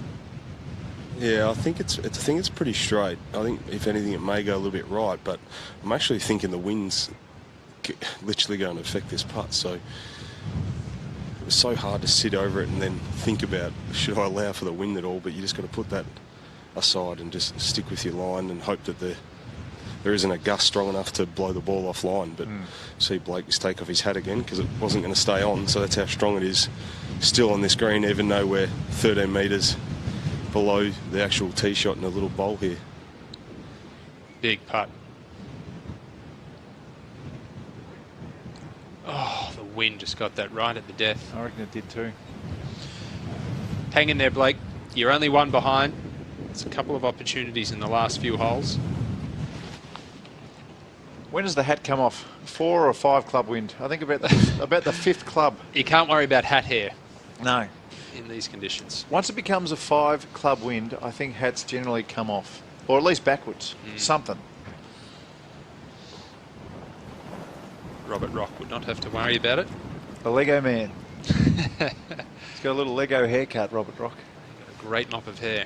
How about his swing? Pure. He's got a pure swing. Absolutely pure. The little Lego man. Teaches a few players on tour as well. He Matt does. Wallace. Does he really? Yep. Oliver Wilson. He teaches them. He's their coach. He coached Oliver Wilson when Ollie won the Dunhill Links in 2014. Is he getting a percentage? Certainly hope so. It might be a loose percentage. He's done well with Matt Wallace. He has one of the greatest swings in the game. Top 30 in the world. This man's got a great golf swing too, Andrew Dote. It's got to be a pretty slick one, BJ. Yeah, he's got about 4.5 feet. I think it's got a little bit of left to right. The cup's cut just on a little slope. Yeah, oh, beautiful. Left edge straight in the heart. What a great up and down. And coming off a birdie, that's wonderful to not halt that momentum. Yeah, that's right. It's one thing to get to the top of the leaderboard, but keep on holding putts like that to stay there. That's a mindset of a fella who's been around the block a couple of times. Now, McDonald, this is for par. You saw his chip shot hit the pin, hit the hole, and bounce out. He's still got a little bit of cleaning up to do. A little left to right, Brendan? No, I think it's actually the other way. The other way, think. yep. Bit of right to left. Well, straight in. This place got about 2 feet now for par. Doesn't matter when you knock him in firm like that. No. Well, look, I'm sure just watching this hole is evidence enough of how difficult it is out there, but just to place an extra emphasis on it, we've had an 85, an 88 and a 91, as well as a retired hurt today. A retired hurt? And that's defending champion Aaron Pike. Aaron Pike retired hurt? It is tough going. Wow. Okay, we'll see if we can find out what's happened there. One of his feelings hurt in the weather conditions. BJ, if we've still got you, I was meaning to ask before. You know, Blake Collier, he had 5 bogeys and a birdie. Now he's made another bogey, and we can see him walking off there, Ewan. His body language is as good as gold, isn't it? He's laughing and smiling. That's conducive to hanging in there. Well, Michael Sim from Western Australia had a win last week at the West Australian Open, and he's going to find himself, I think, in that last group tomorrow, the 4th round here. He shot a 66. David Micheluzzi, second tournament as a pro. 1 under par today. That is a clever round. I reckon 1 under par today is probably about 4 or 5 under par. So what was Campbell Rawson's then? What an unbelievable What's score. he done? 65. Oh.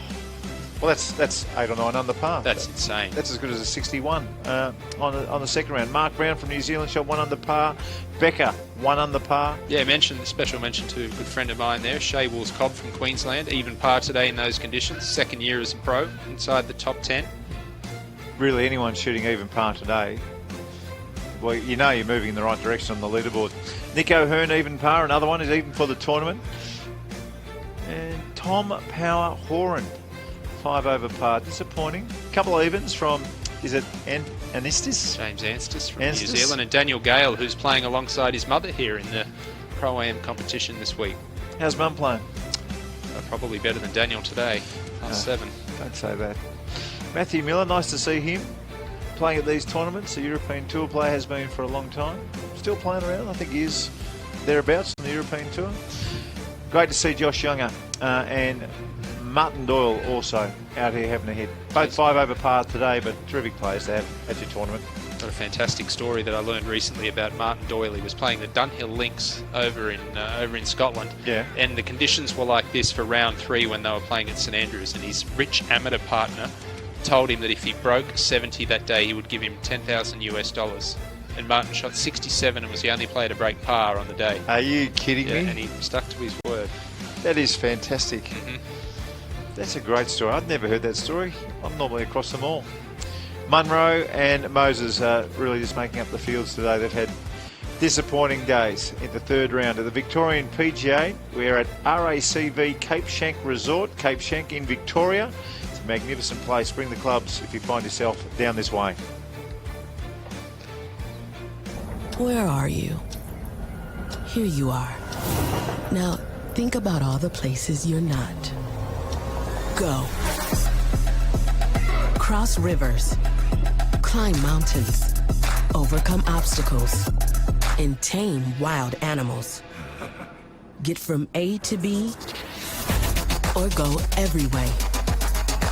But don't just stand there thinking about it. Samsonite, born to go. This is spring racing. This is where it gets interesting. This is thoroughbeds on thoroughbreds. Internationals who aren't here to lose. Trainers with everything to prove.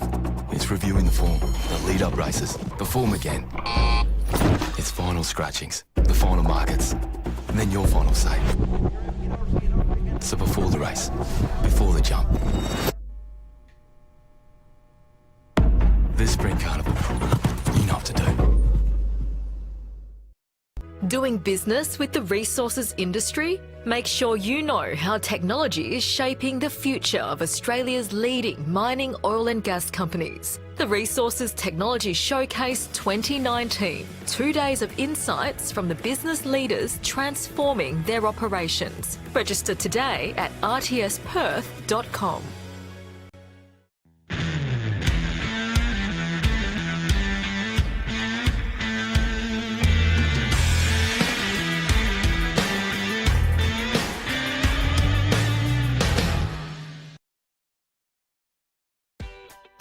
I'm Nev Austin. Hi, I'm Bobby Wallier. Hi, I'm Axel Jung. I'm proud to be a PGA Pro. I'm proud to be a PGA Pro. I'm proud to be a PGA Pro. And I'm Ian Baker Finch, and I'm proud to be a PGA Pro.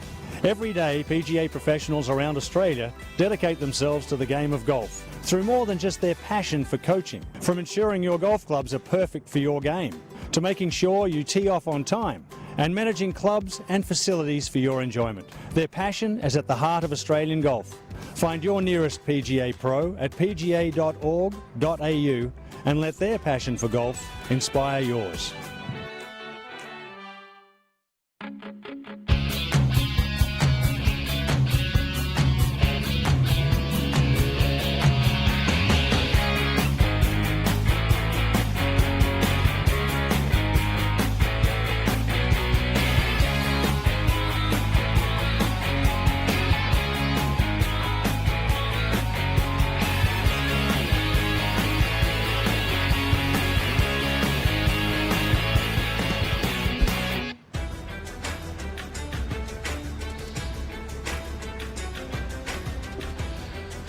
Well, here we are on the 18th fairway at the Cape Schanck Resort, RACV's at Cape Schanck Resort on the 18th fairway. It's a very, very windy day.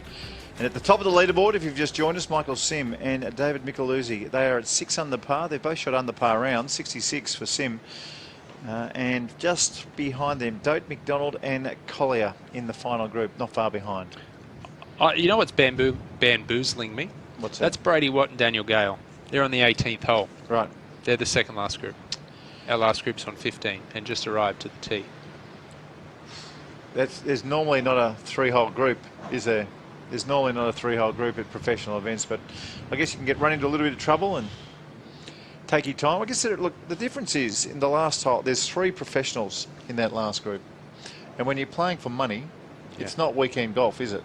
I mean, you can't. And particularly when you've got a chance to make a decent check that gets you through the next couple of weeks. You've got the Australian Open, the Australian PGA coming up. You may be thinking about going to a tour school later in the year. You really need to make the most of these opportunities when you can. And because there's 3 professionals in the last, it's probably the difference between playing around where you think, wow, it's a pretty good time today, to professional standard quickness around the golf course. Well, it's taken this group 4.5 hours to get to 18, which is pretty decent going in these conditions. Fantastic. And they're in a group of 4, 2 amateurs as well. I got to be honest, when I played in the US, I never played one round under 5 hours over there. You never played one round? Under 5 hours on a Thursday or Friday. As a group of 3, I never once went under 5 hours. Are you kidding me? No, it was brutal. Absolutely brutal. What a shame. Got some time. What would you do to quicken the pace of play? Like when I go to tournaments these days, I can see the players walking slow. I know they're walking slow because the group in front's going slow. It's not the right feel for golf. We need to see people walking fast. To me, it comes down to the officiating of it, doesn't it? The rules officials, I think, in the US have got to be harsher. They've got to enforce harsher punishments. I mean, if it's a 2-stroke penalty, players are going to rocket along, because those 2 shots could potentially cost them a couple $100,000 over there, whereas a $3,000 fine pales in significance or in comparison. And they know on days like today, you know, things change. The rule book goes out the window a little bit on the days like today, but you know, your garden variety tournament day, there's no reason why 3 professionals can't get around in 4 hours and 20 minutes. None. No. None. In Japan, they do. Yep. And when Asia. they had the shot clock masters, that was interesting. 30 seconds per shot. Only one person was penalised the entire week, Paul Pedersen from the US, and 18 under par still won the tournament. 18 under par still won the tournament, and I reckon most rounds were right around the 4-hour mark. Yeah, they were. Was just fantastic. Now, let's get back to the 15th hole. 169 to the pin, but let's listen in to what's happening here. If I can just get a line on it. 169, I heard him say to the hole. Blind shot. You can see the shoulder that he has to hit the ball over.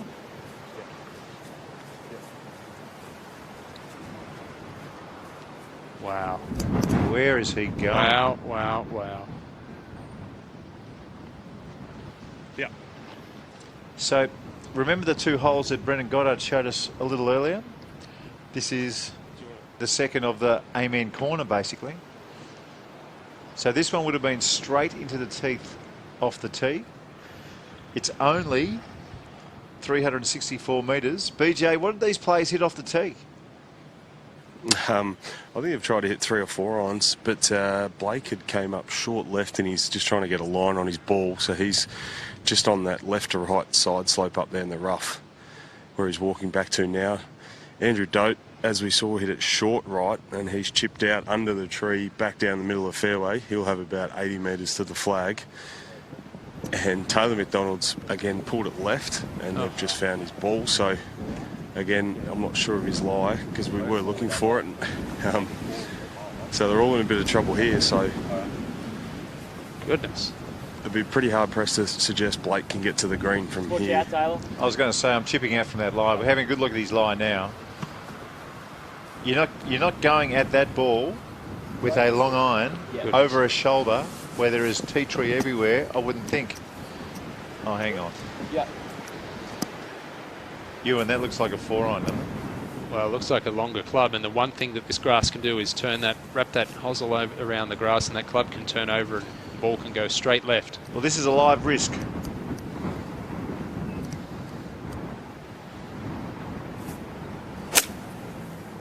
Got through it nicely. A little bit right of that. It's all good. Well, we're hearing it's all good. Wow. That is a live. It's just short right of the green, boys. So fantastic result. He was trying to go left of the bunker, and he pushed it way right, is what he said to his caddies. Just trying to get a visual on it, but it's I wouldn't say it's in a great spot, to be honest, but it's not in the Magumbi. Okay, McDonald with Taylor addresses. Yeah, go on, Brendan. Yeah, so he's got the same conundrum as Blake, is that he's totally blind. He's got to go up over this sand dune. So again, he's picked a line. He's got 140 metres to the flag. Look how far the ball is below his feet. How's the lie? And he's actually made good contact, but it's staying out way right, and it's going to be short right of the green. And hopefully it stays up. Well, the bailout was always going to be right, wasn't it, Ewan? That's the bailout for these players with the wind and where they were. So it's sensible. I think both players are bailed out. They might have had in the back of their mind, if everything just clicks, we'll end up somewhere near the green, but I think they're both bailed out there. Well, I think with Blake's shot too, he would know that the potential was there for that club to turn over and the ball to go left. Now, Daniel Gale at 18, he's hit a remarkable second shot out of the fairway bunker, so this for a birdie. Oh, beautifully done. Man from Castle Hill. Brilliant. Winner in Papua New Guinea last year. Shot back-to-back rounds of 60 in club competitions last year. All right, Andrew Dote, third shot here at 15, BJ. Perfect lie, got 88 to the flag. As we can see, there's a pretty big mound in front of the green, so this pin's tucked back right, but it's practically just on the right side from this angle, so it's a good chance to get it close. It's somewhat in a bowl also, so it'd be a pretty good effort though from his tee shot to scramble a 4. And as I mentioned in the pre-show, this little stretch of 14-15 proving to be very difficult for the leading group. Gosh, you're not wrong.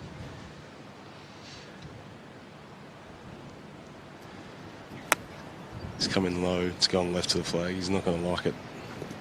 Left and long, I think. Hit it a little bit thin. Yeah, well, it's on the putting surface, BJ, just coming back a little tiny bit. Yeah, still going. Still going. Not a bad result from where he was. Still outside chance of a par. It's rolling back into the wind as well. That part won't be too bad into the wind. Okay, so the trials and tribulations of the last group here at the Victorian PGA Championship as the amateur plays up to the green. Yeah, good on you, mate.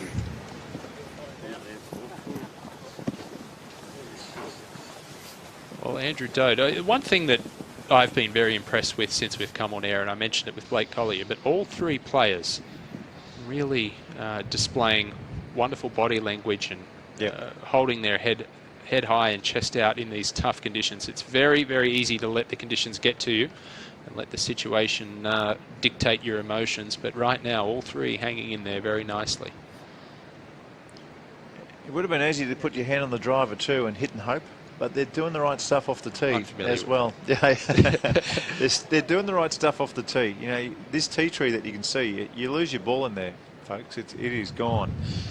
You can always dream about hitting that beautiful driver into the wind and leaving yourself a nice shorter iron in, but I mean, really when you get blown around by the wind, if the tee's not sheltered, and this tee was one of them, the safe play for these guys is to hit the 3-iron or the 2-iron off the tee. Reminds me a little bit of New South Wales Golf Club at the moment. Just the golf courses are a little bit different in the way they play, but just overall with the conditions and the types of shots that we're seeing the players hit and be affected so much by the breeze. That's what you get out of a place like New South Wales, and it, you know, as we've said a few times, fun to watch, not so fun to play. Look at this slope. What's he got left, Brendan? He's got an uphill lie just in the rough, but it's a perfect lie, so he should be a pretty good chance to make up and down here, to be honest. There's a bit of green. There's probably about 20 feet of green before the flag to play with. And just release. Yeah, oh, great shot. Nice. Chance to go in. Beautiful. Well done. Right, 2.5 footer for his par. And yeah, Taylor, what's he got left? Yeah, he's on the same line, so he doesn't have a severe upslope, so it won't come out as high. But again, he's got plenty of that green to work with. Pretty good lie. Wouldn't say perfect, but pretty good. So again, another good opportunity to escape with a 4 on this difficult 15th. Do you think he's got to hit the ball up in the air? Yeah, he's going to fly it probably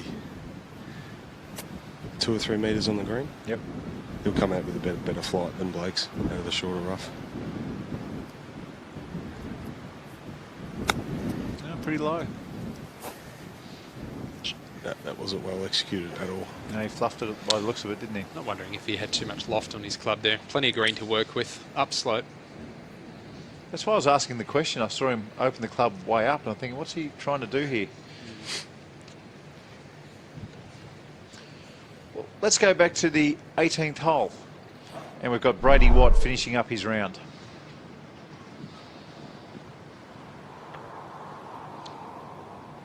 It's a par putt.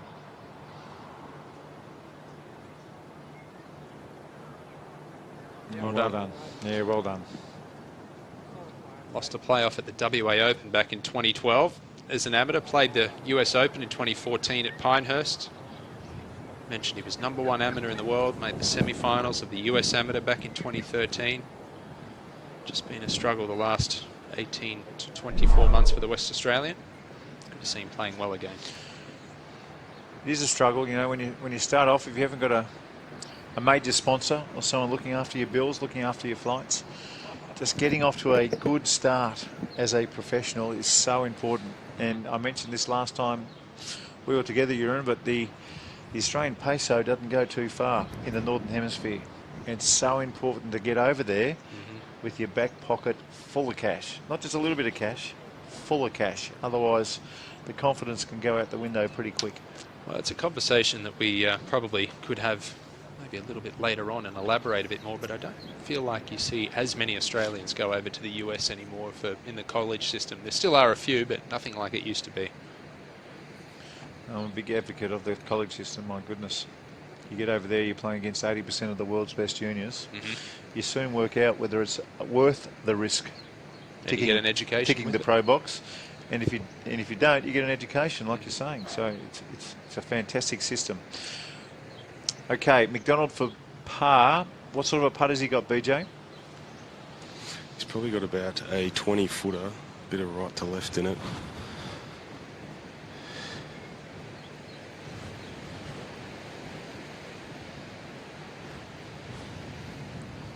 It's got good speed. Oh. Since we've come on air, he's burnt nearly every edge, every hole. I love his putting stroke. I really do. There's a different length backswing. Short putts and long putts. Accelerates through beautifully. Head stays still. Well, that's going to drop McDonald to 4 under par, but he's only 2 strokes off the pace. It's nothing to worry about, is it? Not at all. No. And the conditions, they're meant to be pretty tough tomorrow. Similar temperature. Breeze is up, not quite as strong as today, but 30-35 kilometres per hour. So it's going to be tough going out there, especially with nerves and exemptions on the line. But it is the sort of course where you can light it up. And I reckon most of these players, if they're 2 or 3, 4 back, they know they're in with a chance. They only need to get off to a good start and keep it going, and they'll be in it.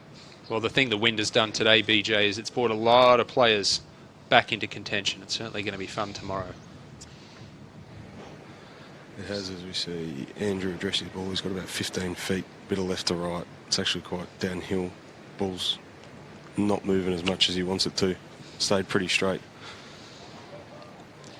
So he's a big opportunity for Blake.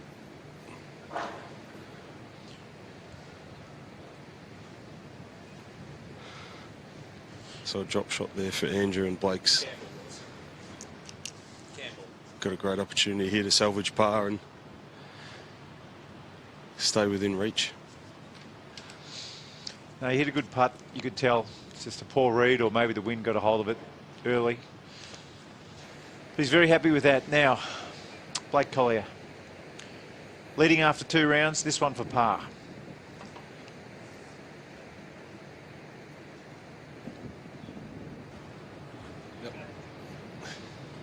I've got to say, I like the way his head stays. It moves, it follows the ball, but it stays in the same position. Luke Donald. Yes. Exactly the same thing, and he's one of the best putters that I've ever seen. Yeah. It's a good way to do it. You know, it's hard to keep your head down, so if you can't keep your head down, keep it in the same spot. Yeah. And watch the ball go. McDonald cleans up for bogey, and our final group marches to the 16th hole. Now, we mentioned one of our international players, Campbell Rawson, and he has shot an amazing score today. I think it was 6 under par, wasn't it? A 6 under par, 5 64, today, 65. 5 under par, 65. As we say hello to Campbell Rawson. G'day guys, how you going? Campbell, great round today. We couldn't believe our eyes. We've been watching the leaderboard. It's fascinating. We've got most of the field going the other way and some enormous scores. And there were 2 fellas in the field who were going ballistic the other way. You were one of them. 6 under early. What was going through your mind and what were you doing with your game? To be honest, it was just grinding out. I was feeling a little under the weather this morning when I woke up, and I was really just trying to get through. And started really hot. Hold my second shot on the 10th, which was my first hole of the day, from about 70 metres. And proceeded from there to hit a few close. Got a little bit lucky a couple of times, but you've got to do that in conditions like this. So it was a good fun day, and held on the back 9. Campbell, you and Porter here. Look, it's getting to the latter stages of the year, and you've got a few tournaments to look forward to before the end of the season. One of the things that myself and Mark have spoken about in here is a lot of the players, it's a lack of opportunities, so to speak, throughout the year in playing 4-round tournaments. And this is only your fifth 72-hole tournament of the year in 2019. Do you feel like now you're really just starting to find your rhythm towards the end of the season? Yeah, that's spot on, I think, Ewan. I finished 11th at Q School this year and unfortunately missed out as a result on the bigger tournaments at the start of the year. When you get to these events, you do feel like you're behind in terms of order of merit and trying to keep your card. So I played WA Open last week, I think finished somewhere about 18th, and playing again this week. And really you're trying to find some form now in order to hopefully perform well when it comes to the Aussie Open and the Aussie PGA, where the bigger money events and obviously the hopefully better results in terms of keeping your card for next year. Campbell, we've been watching the play on the back nine, and golf swings have gone out the window. I mean, there are 4-iron chip shots and all kinds of great stuff. Did you find yourself doing much of that today? I did it initially, and I missed a couple of them, and then I sort of thought, you know what, I'm better off hitting good shots, and if the wind destroys them, then so be it. Better than trying to do too many different things and then having poor results from that. So I know the 15th hole, I think the guy at the final group's just come through there. I was playing with Zach Murray, and I got up on the tee with driver, and he said to me afterwards, he said, that was pretty aggressive, but I just figured it was the easiest way to, the biggest club face, and the best way to try and manoeuvre it around the wind rather than trying to hit the ball really low and getting a little stuck and jammed in your swing and potentially not knowing where the club face is. So I did find it a bit easier just making sure I was trying to hit decent golf shots and letting the wind do its thing rather than trying to overpower or beat the wind by hitting it lower or off to different angles. Well, congratulations, 5 under, fantastic score today. I know you're feeling a little bit under the weather. Some chicken noodle soup for you tonight, and we'll see you tomorrow. Thanks very much, guys. Good on you. Campbell Rawson there. Let's get to the 16th tee. Brendan Goddard's there.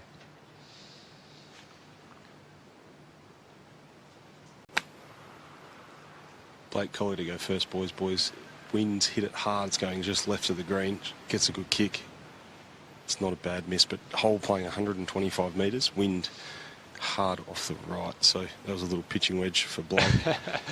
BJ, this is exactly the same distance you're telling us is 14, and Blake just hit a pitching wedge and they hit 4-iron on the other one. Yeah, exactly. So, and we're a little bit protected here on the tee. So they're all having intense discussions of what club to hit, but I suggest this is a pitching wedge, maybe a little 9-iron for Andrew, but you don't want to miss this short right. So where Blake's missed it is the perfect spot, and long left, short right, not good. That's a little 9-iron, I reckon. Yeah. I can see him gripping down the club already. Yeah, well, he loves to play that little three-quarter shot.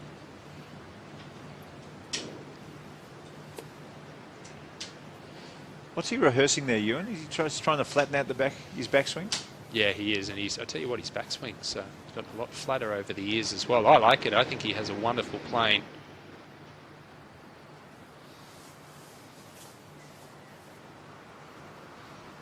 From Gatton, Queensland, he makes his home up in Newcastle now. Andrew Doe, wife Ashley. It's gripping down just a little bit. Just gone right of it. It's coming falling on the flag, just left of it now. It's come up well short. Just shows you how fluky the wind is. You had a good look at it with Blake's shot going first and probably felt like he did everything right. Well, here's the problem, BJ. When you've got the wind straight off the right and it's so strong off the right, you've got to start the ball well to the right, which effectively means you're aiming the ball into the wind. You're starting it into the wind. And I tell you what, from our picture here, that cart, better watch out. I'd be backing that up a little bit. Will you be not going? that far right, but sorry, Taylor McDonald's got pitching wedge here. I reckon Taylor will be going around the right-hand side of that blue marker. Yeah. So just left of the cart.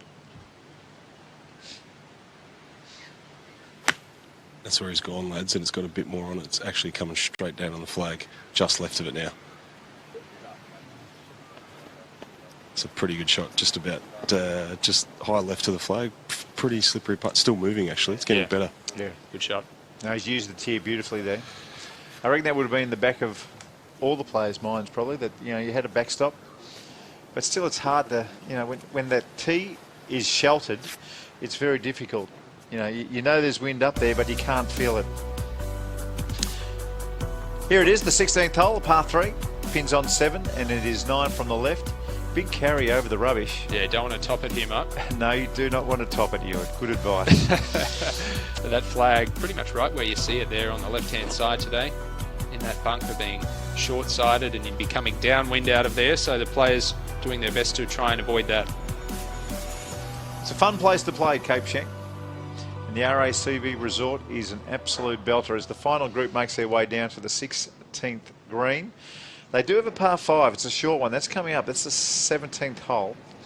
And we've seen 18, just a little shorty as well. So, look, they'd be thinking if you can par this one, there is a big chance to come home reasonably strong. And, you know, even though you're doing one shot at a time, I know these players, it is in the back of their mind. They know how important it is to make the 3 here. And McDonald, gee, if he can make that 2, that puts him in a different place again, back to 1 back. Well, all 3 players have an opportunity to grab the outright lead at the end of 54 holes, because 17, as you referenced, is a gettable par 5, 18 a short par 4. We saw Daniel Gale just make a birdie there. So with 6 under currently in the lead, McDonald 4 under par with an opportunity there for birdie, and the other 2 players at 5 under, Dote and Collier. Perhaps one of them can get it to 7 and take the lead come Sunday. It's going to be interesting tomorrow, after one day that they've already had a look at how to play. If we get a similar day tomorrow, it's going to be really interesting to see if they do start hitting that 4-iron, you know, the 130-metre 4-iron shot and things like that, and see if they have learnt, or if they do the Campbell Rawson kind of thing and to say, well, listen, you know, I can get done 100 ways here. Let's just try and hit some good golf shots and come in. Well, at the start of the broadcast, Michael Sim, who shot 66 today, referenced that you have to throw technique out the window today and just pretty much improvise. Come tomorrow with conditions being very similar to today, I wonder how many of them will start to worry about their technique and worry whether it'll hold up under pressure, because they never practice these shots. 4 irons, 120 metres. So come tomorrow, will that be in the back of their mind? It's easy in here. You say just worry about your technique next week. We'll see on Monday on the driving range. You can try and sort a few things out. Right, Brendan Goddard is down on the 16th green, and we've got a putter in hand, Brendan. Yeah, we do. So Doty's to go first, and you can see he's got a bit of a slope to deal with, obviously up and then right to left. So chosen to keep the ball on the ground. That the surface before the green is actually perfect, so he shouldn't have any troubles putting it. So not too much to deal with here. The wind obviously howling off the right. So again, when you start thinking about the ball being affected by the wind, it just makes it that little bit more difficult. So I like this play.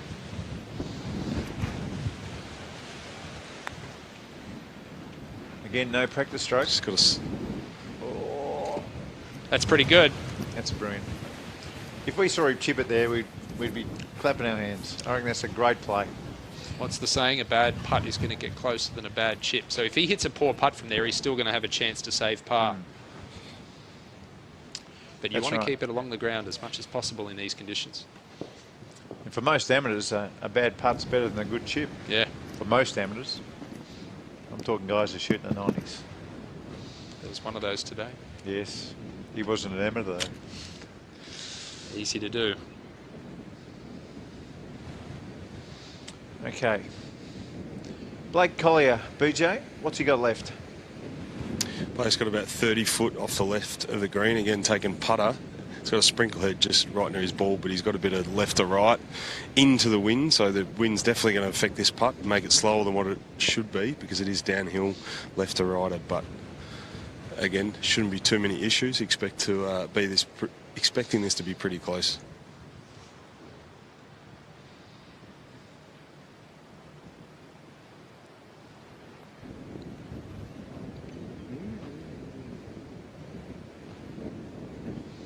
Oh, he's up.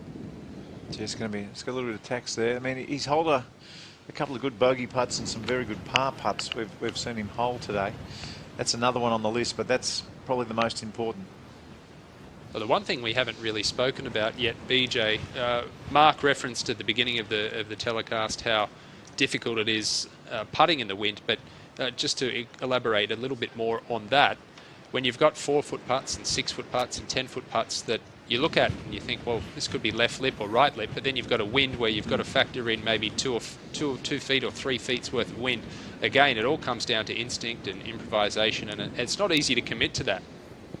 Now, we heard Michael Sims say this before as well. He had a putt that he thought was left to right, but the wind was going the other way, and he ended up hitting the putt right centre. Yeah. And he was talking about the many factors involved in playing days like this. And you've also got, they're not putting on billiard tables. There are heel marks and putter marks and spike marks that you can't really see. Indentions in the green. There are a lot of factors. And this is where you just have to commit and hit good putts, one after another. Eventually they'll drop.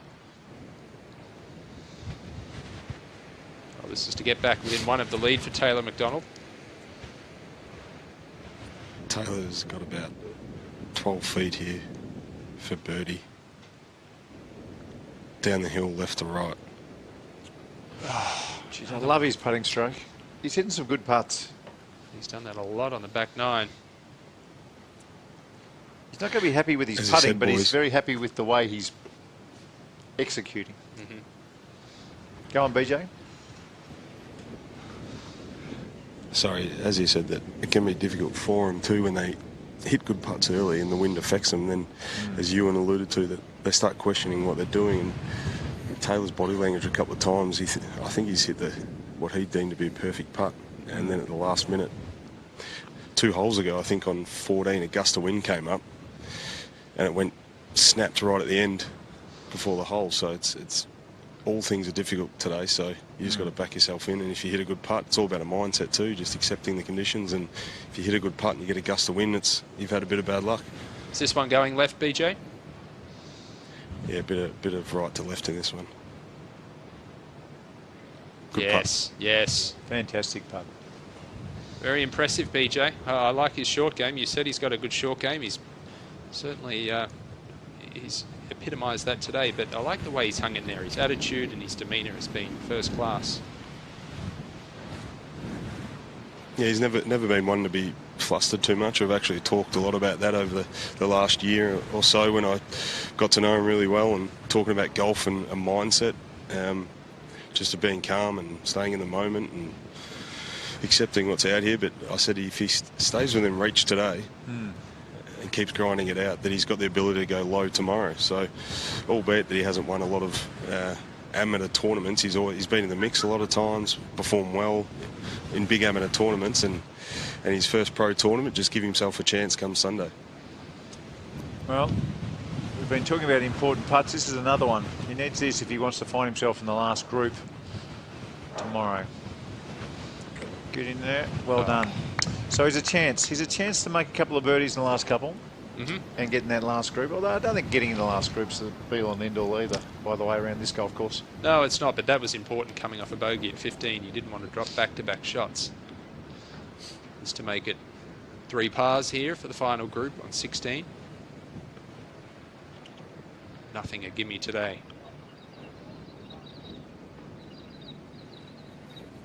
Has he been backhanded all day? No, I've only just noticed that the last couple of holes. Is he backhanded for the short ones and normal grip for the longer ones? Yeah, maybe. Either way, I love the way he's putting. He's a good putter. Don't worry about what's happened today, young fella. You are a very good putter. Why don't we have a look at the 17th hole while they take their walk to that tee. Par 5.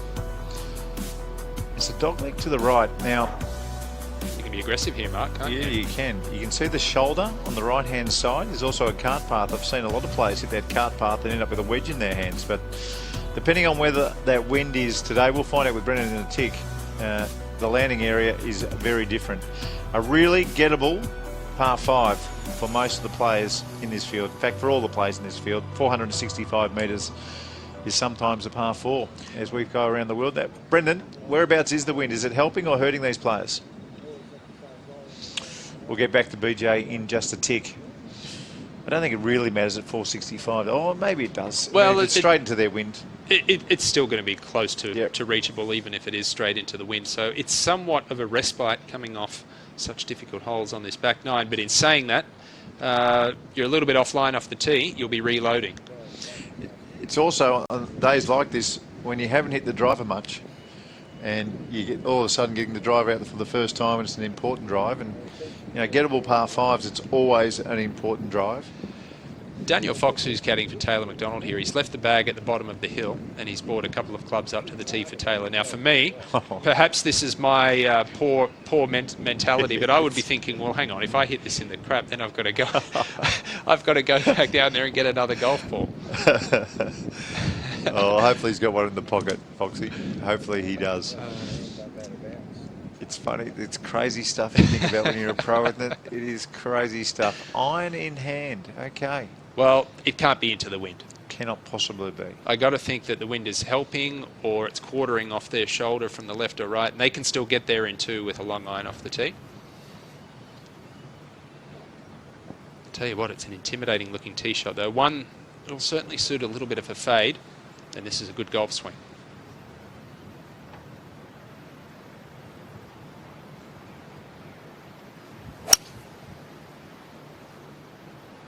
Oh, he wants to come left a little bit. Okay. Oh, he's got away with it. Okay, that is perfect. And judging by that, the wind is off the left and helping a little bit, Mark. Yeah. Okay, so look, you can take the 3-wood, you can take the driver. You've got choices on this tee shot today. And I love that about golf. I agree. I would love to have a bit more of a discussion with you about it, but I love the option to take it on and be rewarded for a good shot and also be punished for a poor one. But when you're forced to take an iron off the tee, then it just becomes a little bit more one-dimensional. Nah, roadblocks are no good in golf. Don't worry about roadblocks. Just trouble in the right place. Okay, Dote with, I imagine it's a 2 or a 3 iron. Aiming down that left centre of the fairway.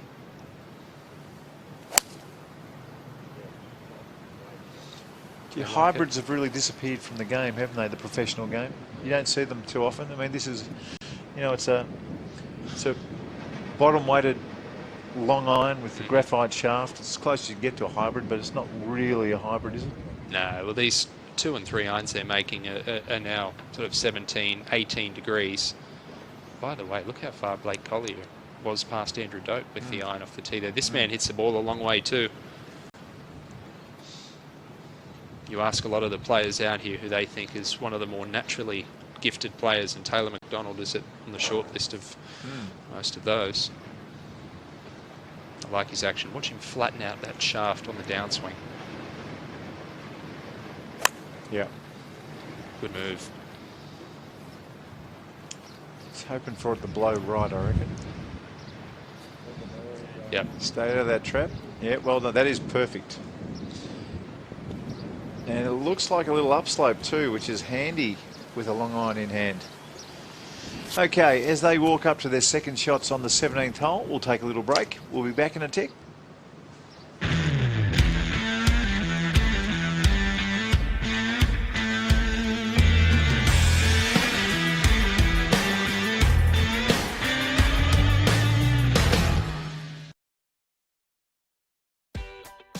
I'm Nev Austin. Hi, I'm Bobby Wallier. Hi, I'm Axel Jung. I'm proud to be a PGA Pro. I'm proud to be a PGA Pro. I'm proud to be a PGA Pro. And I'm Ian Baker Finch, and I'm proud to be a PGA Pro. Every day, PGA professionals around Australia dedicate themselves to the game of golf through more than just their passion for coaching. From ensuring your golf clubs are perfect for your game, to making sure you tee off on time, and managing clubs and facilities for your enjoyment. Their passion is at the heart of Australian golf. Find your nearest PGA Pro at pga.org.au and let their passion for golf inspire yours.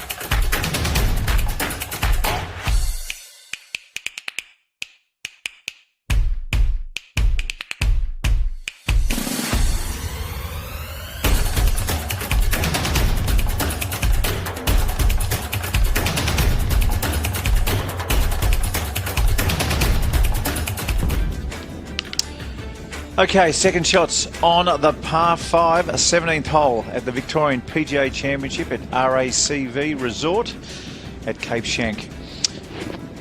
Brendan, you're down having a look at this. Where is the wind on these second shots? It's going to be nearly directly straight downwind. Andrew Dote will be first to play, and Doty's on the right-hand side, so he's actually got the worst angle into the flag because he's totally blind. All three players are totally blind. They can't see the flag or the green.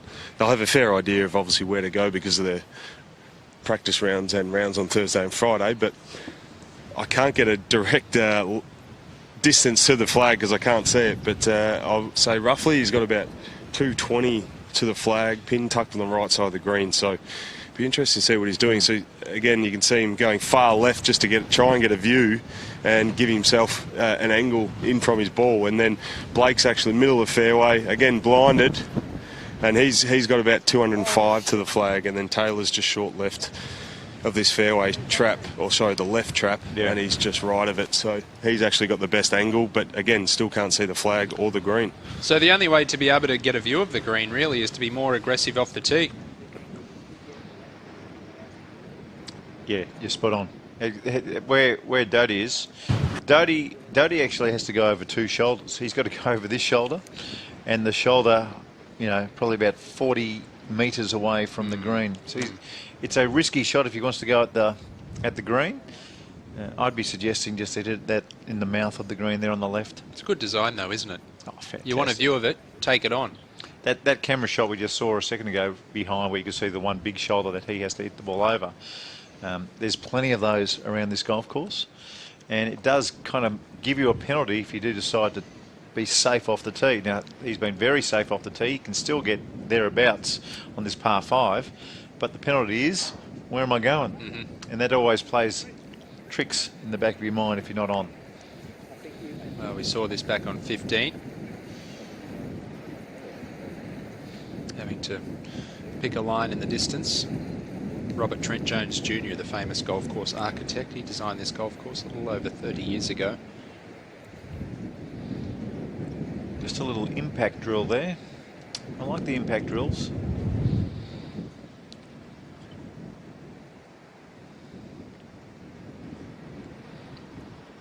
A good camera angle there of just how much tilt is on the fairway and the ball below Andrew Dote's feet.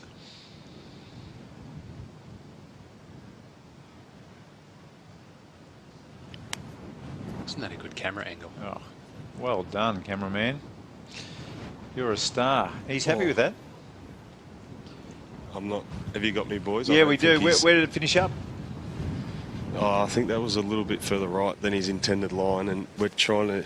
The other boys are trying to get a signal from the people around the green, but I don't think he's overly confident with it. If it is, I think best case scenario is the short right. Yeah, we need our camera to pan trap. a little bit further right. I think we're only getting a look at the front of the green there. Okay, McDonald now to go, Brendan. Taylor's got a 6-iron. Whoa. Wow. From about 210, straight downwind. It started right and it's falling a bit further left than Doty's ball. Looks to be on a pretty good line. Again, just waiting for some acknowledgement by the green. You're kidding. 6-iron, he's hit at 220. They hit 4-iron 120 just a couple of holes ago. That's on the back half of the green. Phenomenal stuff. It's a 6-club wind. It is. It's a 6-club wind. Huge. Well done. Great shot. It just shows you, he thought the ball was a little bit too far right. It was only marginally too far right. It just shows you the shoulders, how they play with your mind. He could have hit a 7-iron then from 210 metres. That's 235 yards. Yeah. Wow. It's funny, a lot of the time these winds can knock your ball down too. Yeah. They can knock it down. Okay, back to you, Brendan. Blake's got 195. Again, probably the best angle here. I just got informed that Taylor's got no idea where his ball is. Well, you can tell him it's on the putting surface, about 25 feet. And that's way right. Yeah. That's not good. Not good at all. Let's hit another one, I think. Yep. Provisional coming up. Oh, gosh, there's a lot of room to the left there as well. It looked like he was aimed quite a bit to the right there. There's nothing wrong with aiming that shot at the front edge, left front edge. Nothing wrong at all. That's a good result. Okay, take two. Take two. I know you've got to start it a long way right, but gee, he's aiming way right. Yeah. Bush is right. There you go. There's a golf swing. Even though he's put his head down, I think he's happy with the shot. And that one's landed on the green, boys. Yeah, back half of the green, BJ. Has he got any chance of finding his first one? I'm actually not sure. He's not overly confident in the line he took from where that one ended up. It's probably about 30 metres right of his second shot. Okay. And Dotes went that way as also, didn't it? Yeah, Doty's probably not as far right as Blake's, and Andrew hasn't hit another ball, so assuming that he's got some signal that it's actually okay. So I think I said best case scenario, there's a couple of front right traps you probably can't see from the back of the green from that camera angle, so hopefully for Doty's sake it's found one of those traps. Well, you can see where, just behind where BJ is in that golf bag there, if they took driver off the tee today, they'd be up there with a wedge in or a 9-iron in. And therefore, that second shot, the trees don't come into play. So that is the benefit of being a little bit more aggressive from the tee. Look, if my caddy on the tee said it's a 2-iron, 6-iron hole, and it's a par 5, I'm probably likely to take the 2-iron, but yeah, I understand what you're saying, though. If there was no wind, and he was saying it's a driver 6-iron, then I'd probably take the driver 6-iron. Yeah. Well, Andrew Dote's heading towards the bushes. There were some people at the green there. They'd have a fair idea where the ball is, I would think. Oh, we've got one in the bunker, it looks like. That will be Andrew Dote's ball. Good result. Short-sighted, but certainly better than being in the bushes. Now, what about Blake Collier? That's Graham Scott, the rules official, up there with Andrew Dote. No, I don't think he doesn't know where it's gone. He didn't even hear it. He wouldn't have even heard that ball with it being so windy. And that's the worst too. Graham, you know, it's his role as a rules official to put them on the clock and time it, but you're only allowed 3 minutes to look for your ball now, not 5. And it could be anywhere. I mean, if that ball hit the cart path. Yeah. So what do you do? I mean, do you risk finding it here? His other ball is on the green. I would just keep walking. I'd say don't worry about it, folks. Let me just have a quick look. If I can't see it, then just give me the putter and let's try and hold this thing for 5. Well, BJ, you're down there. Just elaborate a little bit on what Marcus said there. Why wouldn't he want to find this? Well, there's only a clearance of he's off of about 3 or 4 metres. Have you got me? Yeah, we've got you. 3 or 4 metres, and then beyond that, so in line of Blake's ball, it's literally dead. Like you said, Marco, that you don't want to find it. So, again, short look, Blake just called everyone off and said don't worry about it because there's nowhere that can, in the open anyway, so if he did find it, he'd be struggling to get it out. So, yeah, Blake lost ball with his second shot here on the par 5. That's even if someone did find it right now, I'd say I don't want it. That's not my ball. I'm not sure whether you can do that, but I'd say I don't know what you'd say. Leave it away. Okay, bunker shot. Andrew Dote. Now watch for the technique. We've been watching this one all day. Yep, right foot back to promote turn into bunker shot. Well, watch the acceleration through it, and watch where his upper body is facing at the end. Right, so his top half's open. See it there? Bottom half closed.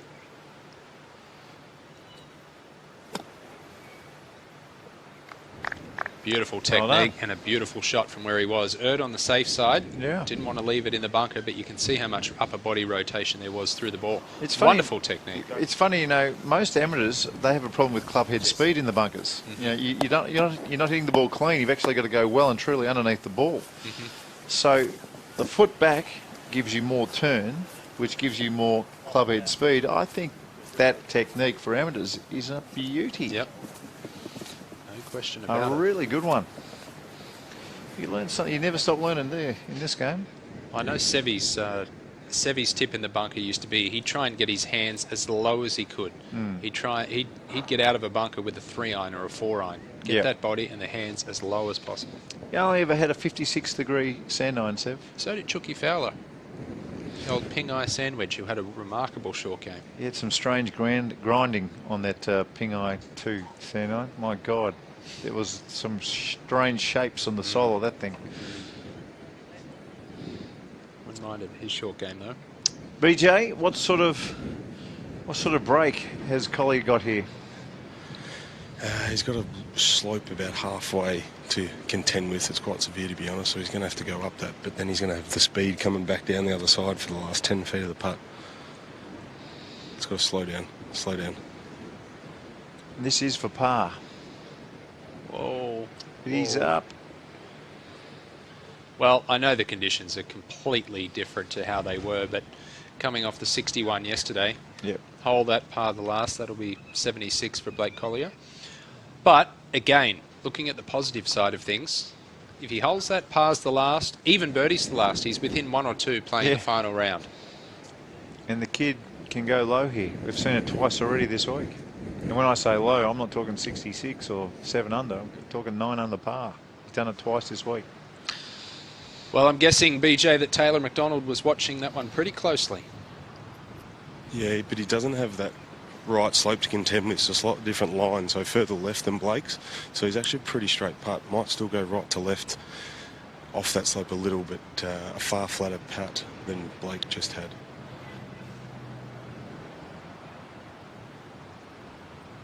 Probably got about 30 feet, boys, so good opportunity though. Hit a lot of good putts, so it's about time one of these went in. Yeah, just watch the acceleration.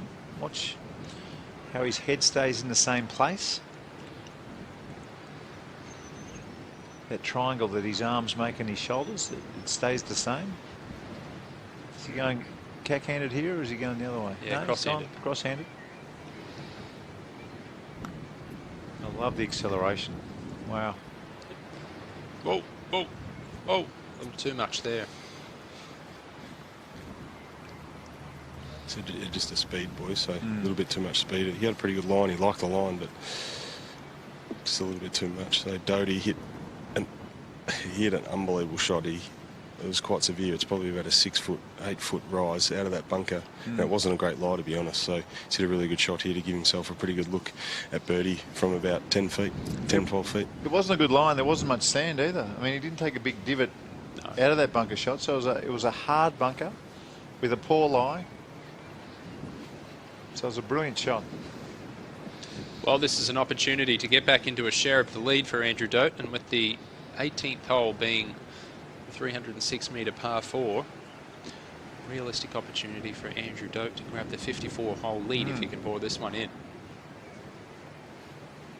Him and Michael Sim, very close friends, so a good chance they'll be in that final group tomorrow. And he's already a winner this year. Both him and Michael Sim. Looks to be a downhill putt. Yeah, downhill, bit of right to left.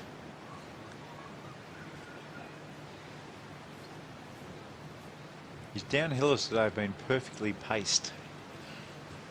No stress second putts, but we want this one to go in.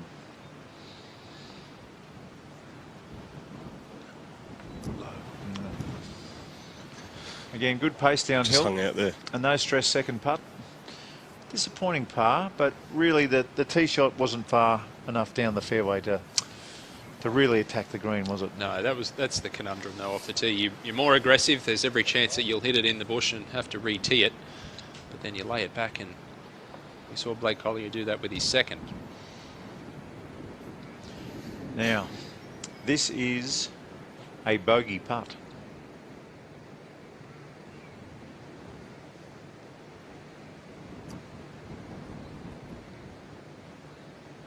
He's holed out well today, Blake Collier.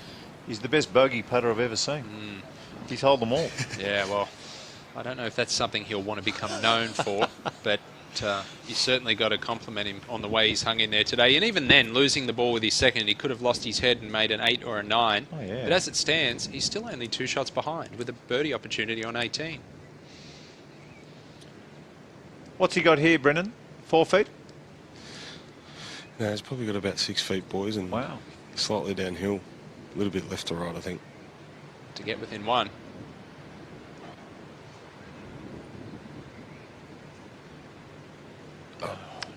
He's had a rotten day with the putter. My God, he's hit a lot of good putts that didn't go in, and then he's had a 3-putt when he's hit a par 5 and 2.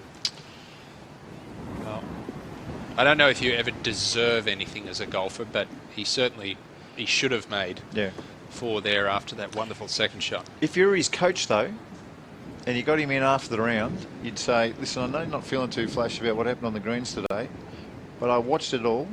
You putted well. Don't worry about it. In fact, don't even go to the putting green. I just want you to turn up tomorrow and shoot a low score. Right now, he'll be feeling like he's been ripped off on the greens, and sometimes you can start to worry about your technique. Taylor McDonald shouldn't be doing that tonight. He's putted well, just been unlucky.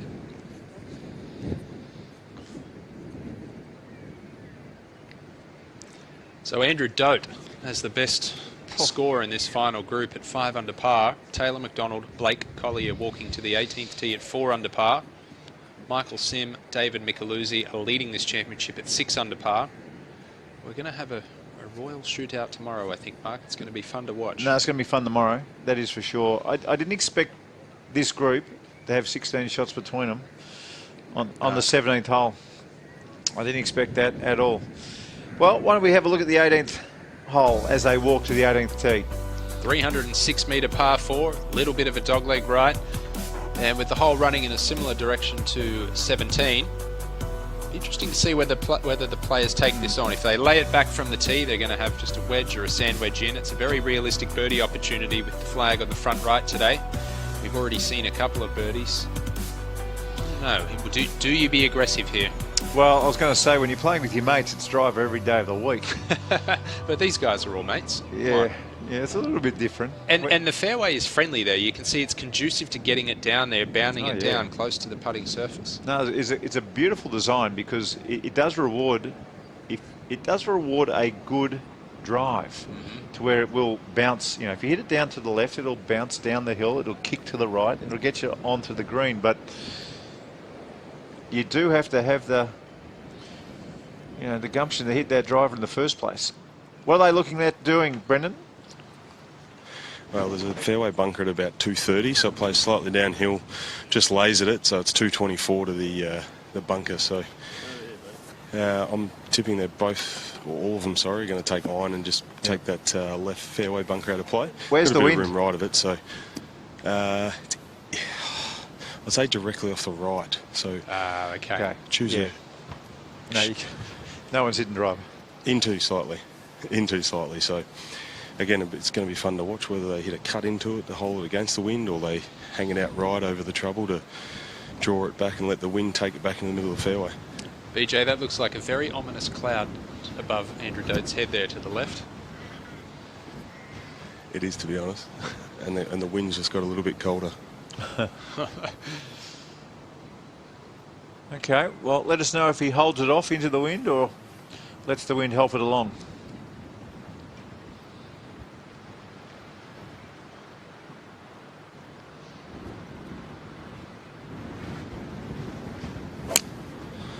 Yeah, it's just, nice little draw, just drawing back into the middle of the fairway, straight at that fairway bunker. So taking it out of trouble.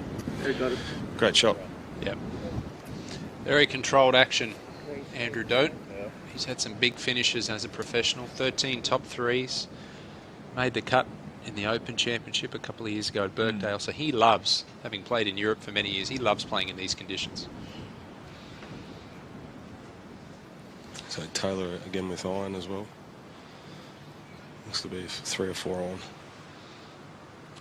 I do like his action, Ewan. I think you're right. It's a beautiful, natural golf swing. Oh, absolutely. Shallows it out beautifully coming down. Good balance too.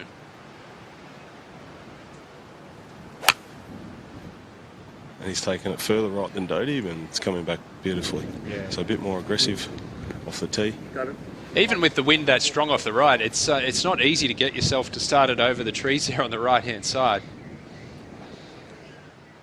We'll know, as you know, that if you take that line, you can't hit that cut against the wind because it's going to stay straight, or Start too far right, so expect Blake to be doing the same here. He's got two on.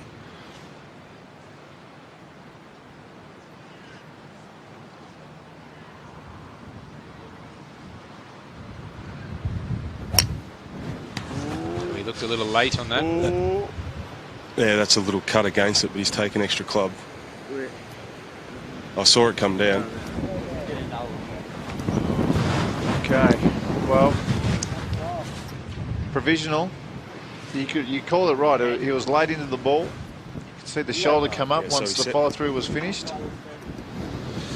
He started it right where I said, and he actually hit that little cut against it. You saw it bounce, did you, PJ? I saw it come down, but there's a...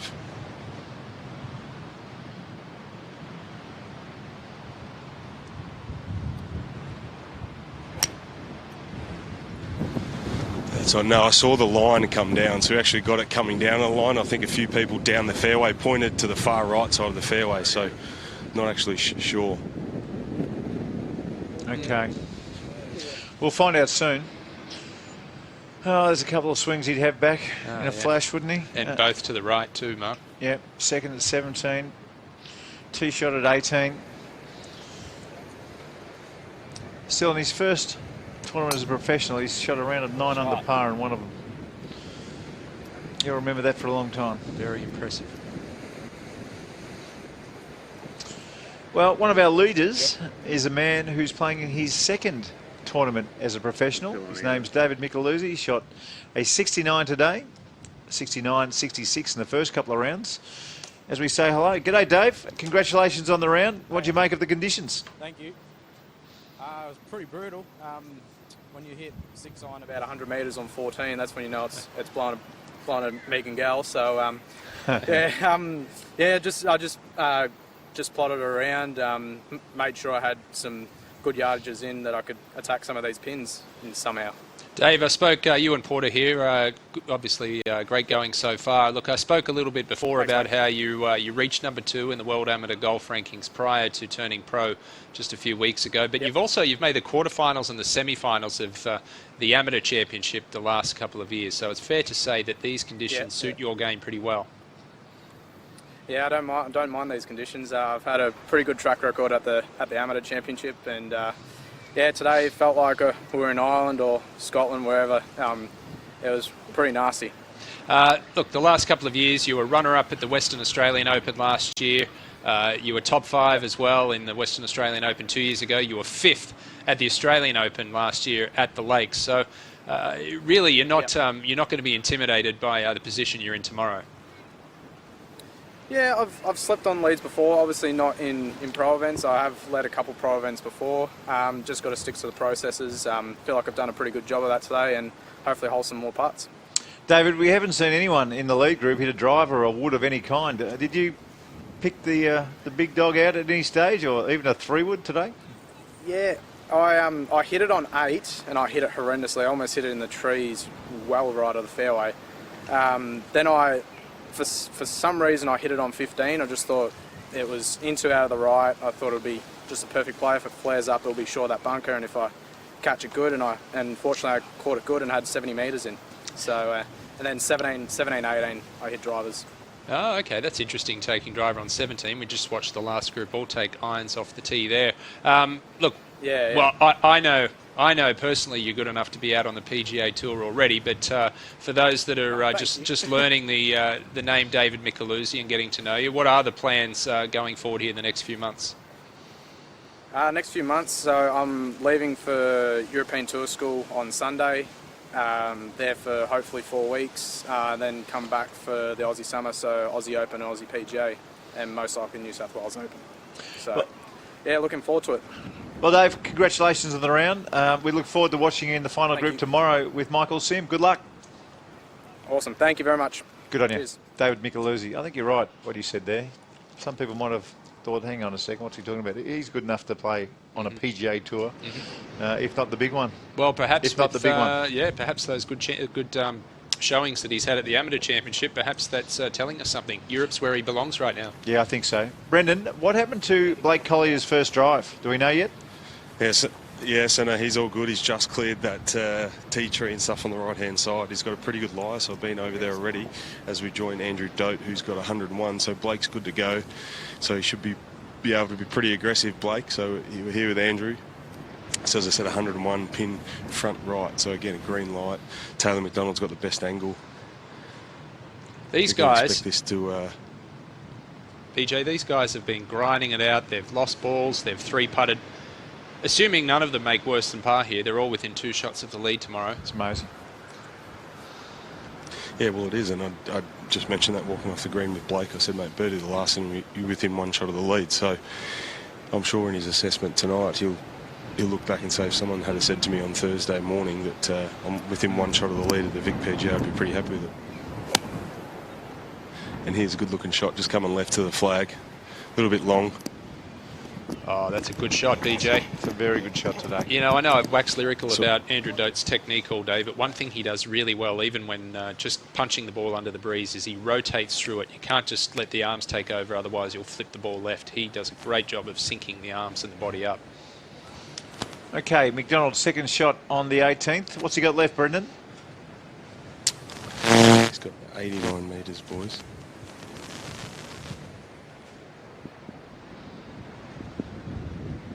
Well, he deserves a birdie. Is it a heavy gust? Looked like it. It was a heavy gust. You got me again? Yep, we've got you. Another heavy gust. Yeah, another one. So he just backed off it. He's got 89 to the flag again. Green light, perfect angle. Can't see the bottom of the pin, to be honest, but he should be going just left of it. It's coming in low. He started it right, just riding the wind. Again, it's going short left. No, that's... Jeez. That's... It's disappointing. That was just too much air in that one. He would have been better off knocking that down like Andrew Dote did with one more club. Yeah. It'll be interesting to watch him tomorrow. Yeah. To see if he's got a different game. I mean, I don't think the winds are supposed to be like they are today. So we go back to the 18th. Blake Collier, second shot. He's just coming up short left too, boys. Might find the putting surface. Just left to the flag. Yeah, it's actually released hard on him and it's rolling off the back edge. Oh, no. Sit there. Okay, one more up and down for you, please, Blake. He's 6 over par at the moment. If you can get up and down,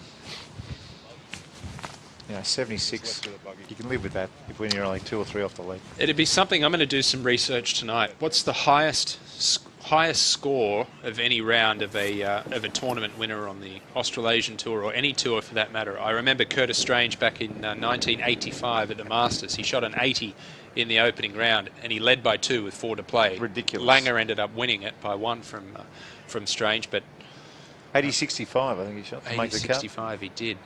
I can't. Oh, Barry Vivian, Australian Masters. He shot an 80 in the opening round. Yep. In the final round when he won. Yeah. Gee, that was the first ever Masters. Yep. The very first ever Masters. 79?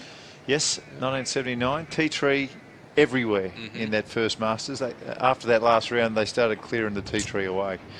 The members were jumping for joy. Some of them were anyway. Yeah. So anybody watching out there on any of our social media channels or Facebook page, pga.org, whatever it is, if you've got the answer to that, feel free to let us know. The highest individual round in winning a professional golf tournament. 80 to my knowledge. Yeah, it's 80, which was 7 over par. It was a par 73 back in the day. Okay, let's get back to McDonald. Brendan, what sort of a chip has he got left?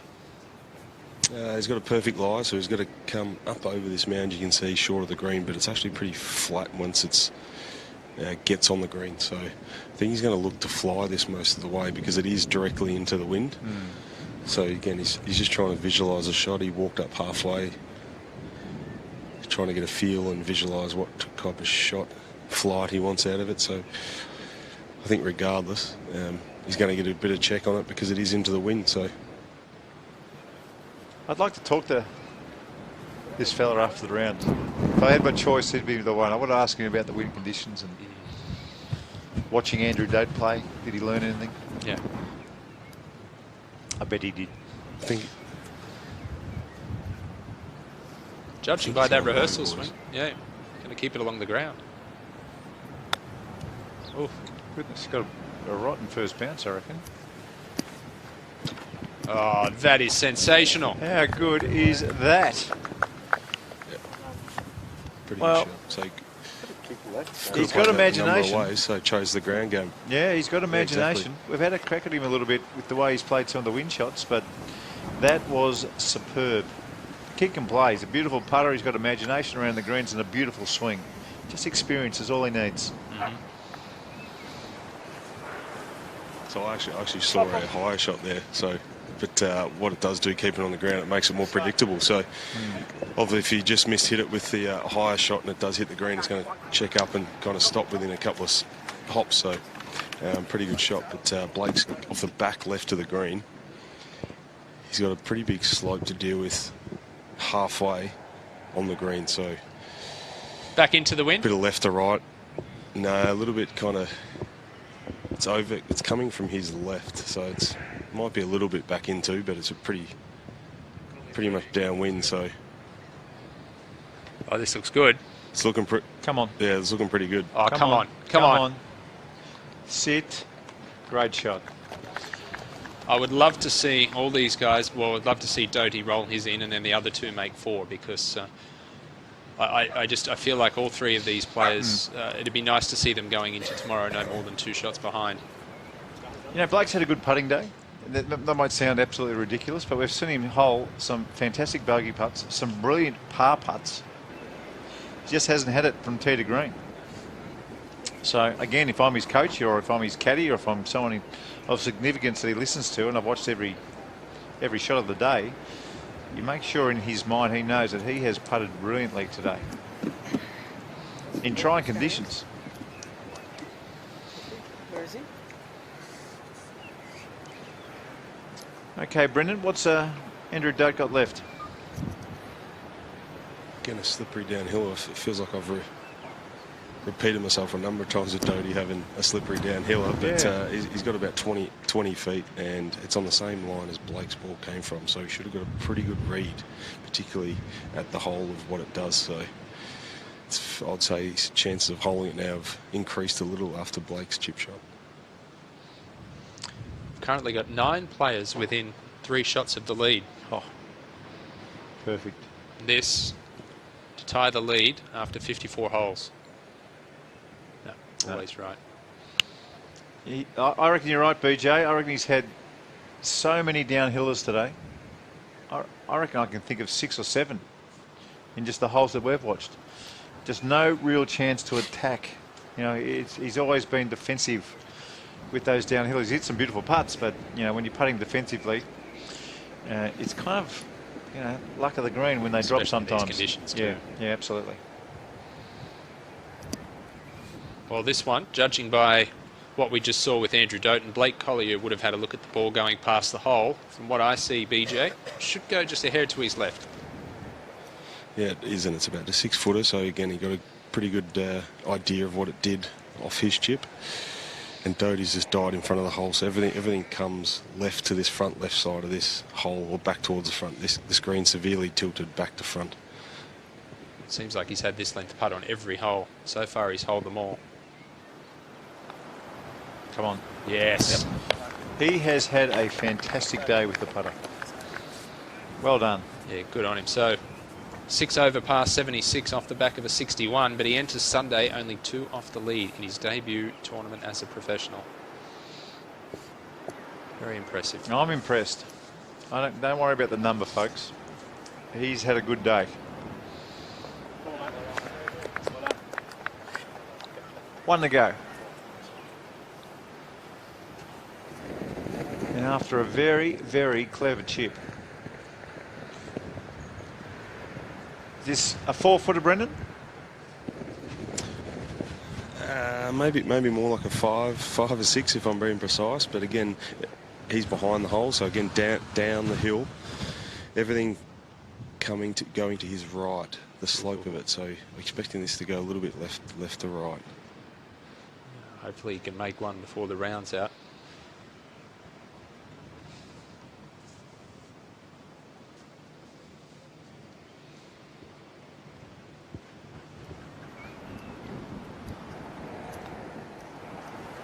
Yes. Well done. I reckon even that one went in the left edge. It did, but it's in.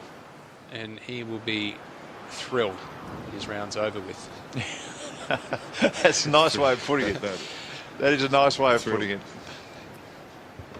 After being out here today, boys, I'd say relieved is probably the appropriate word. Yep. And albeit with a terrible forecast, haven't had much rain, so I think we've dodged a bit of a bullet.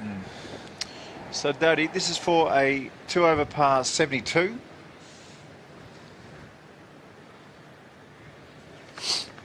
No issues.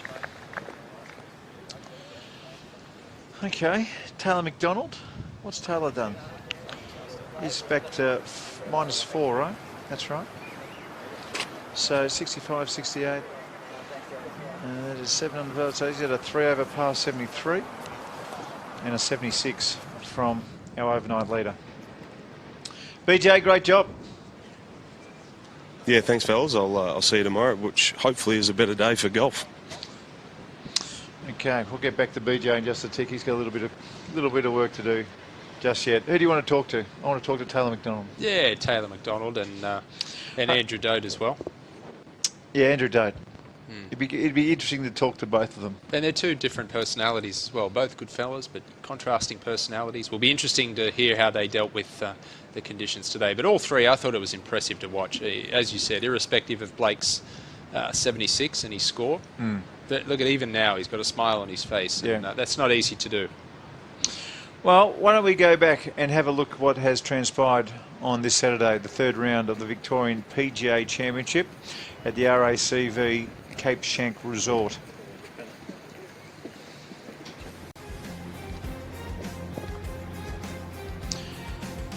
Oh, that was Michael Sim. His approach at 18. Michael Sim started the round 8 shots behind. This was for a round of 5 under par 65. He just missed it, but that 4 under par 66 puts him in a share of the lead for Sunday. Second best round of the day. Which is hard to believe, you just said that. I just didn't see anything better than 66 out there, but Campbell Rawson 65. I think he's the fave, Michael Sim, from this position.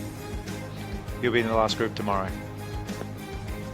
This is Queenslander Taylor McDonald, who was in the final group today. Second shot at the 8th hole. Yeah, pretty nifty shot there. I'm trying to remember whether he made this putt or not. He's a beautiful looking putter. And in she goes, left edge.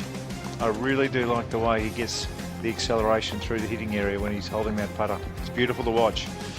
Oh gosh, this was when we came on air, wasn't it? 10th hole, Andrew Dote, his second shot out of a divot, found that bush, could only just extricate it to here. 4th shot on the par 4, and he is one heck of a bunker player.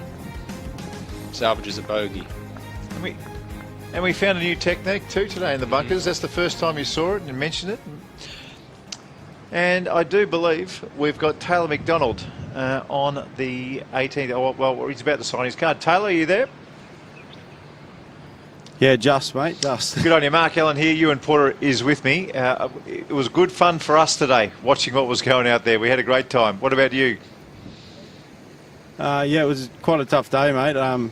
Good to be in the house now. It was pretty hard all day, and just had to hang in there, I guess. Taylor, your first 4 or 5 events of 2019, a string of miscuts, but the last 2, runner-up in Northern Territory and top 15 in Kalgoorlie, so coming in here with a bit of form. Yeah, no, it's been a good last couple of events. Tough start to the year, and found some form, worked hard, and I guess it's all starting to pay off. What about Daniel Fox on the bag today? How'd you manage that one? Well, I think he did all his washing this morning, so he came out the Savo, so that was good. Taylor, some of those shots into the wind, we saw your playing partner Andrew Dote basically chipping a couple of 4-irons in, only going about 120, 125 metres. What was your strategy with some of those into the wind shots with just a short distance? It was just so gusty, and coming from Queensland, we don't really get these conditions, and it was quite a cold breeze, so the ball wasn't going far at all. Yeah, I tend to get a little bit steep, and the ball spins up a bit, but I had a good couple of ones, but there was a couple of ones that came up a bit short as well. But if I can get them up and down, I'm happy with that. Well, from where we were positioned today, it was very impressive to watch, and it really was just what seemed like it was pure improvisation today. You can't practice a lot of that stuff, so you're really learning on the fly. And from what we saw, you did a fantastic job. Yeah, thanks guys, appreciate it. Hey, how'd you feel like you putted today? We felt like you hit a lot of putts where you thought that was pretty good. How do you think you went with the putter in hand? The putter was good today. Quite hard with the wind, just to stay stable and watch the ball sort of jittering around on the ground. But you sort of take a lot more time and make sure your read's right and commit to the putt. Okay, Taylor, congratulations on the round. We'll see you tomorrow. Go sign that card. Cheers, guys. Thanks. Good on you, Taylor McDonald. Okay, why don't we have a look at the shot of the day? Yeah. Here he is. Wedge in hand, 16th So hole. it's gone, lads, and it's got a bit more on it. It's actually coming straight down on the flag. Just left it. Just started it over the edge of the cart there. 10 feet, 12 feet. And as she drifts back to the hole, well done. That ball I reckon he would have aimed about 10, 12 metres to the right. Let's have a look at the leaderboard after the third round. Michael Sim, 6 under par with David Micheluzzi, the 4 under 66, one of the highlights of today's play. Yeah, one person that you cannot rule out on that leaderboard is Marcus Fraser there, who is a proven winner around the world. 3 under par, 3 behind. He has a former club champion at Moona, Darren Cope, on the bag this week. Campbell Rawson also shot a 5 under par 65. That was on that first page. Jared Felton there. We saw him play a couple of weeks ago. 3 over today, not so flash. Brodie Martin, even par, he'd be happy. A 6 over par from Daniel Gale. He'd be a little disappointed with that, although it's no disaster, we know that. Nick O'Hearn, steady as ever, even par and even through 3 rounds. Brett Rankin, he was a winner just a couple of months ago up in the Northern Territory. He's at +2. Jason Norris, disappointing round today. He started only 4 strokes off the lead, but 8 over par 78. Now, these players at 3 over par, they're only a 61 away from making a decent check. We know that. Miller's, it's possible. James Marquezani, absolutely certain. And Jordan Zernick is another one who goes low. You played it, 1999 Open. Carnoustie, Paul Lawrie, 10 shots behind, which theoretically, everyone down to Peter Cook has a chance tomorrow. And Campbell Rawson started today 11 behind, and now he's only 2 back. Darren Beck, we saw him win a couple of weeks ago, 11 over par today. It shows you that even when you're playing well, these sort of conditions can really trick you. And Munro and Moses, they round out the field here at RACV Cape Schanck. Don't forget to join us tomorrow. Mark Allen and Ewan Porter signing off. We'll see you then.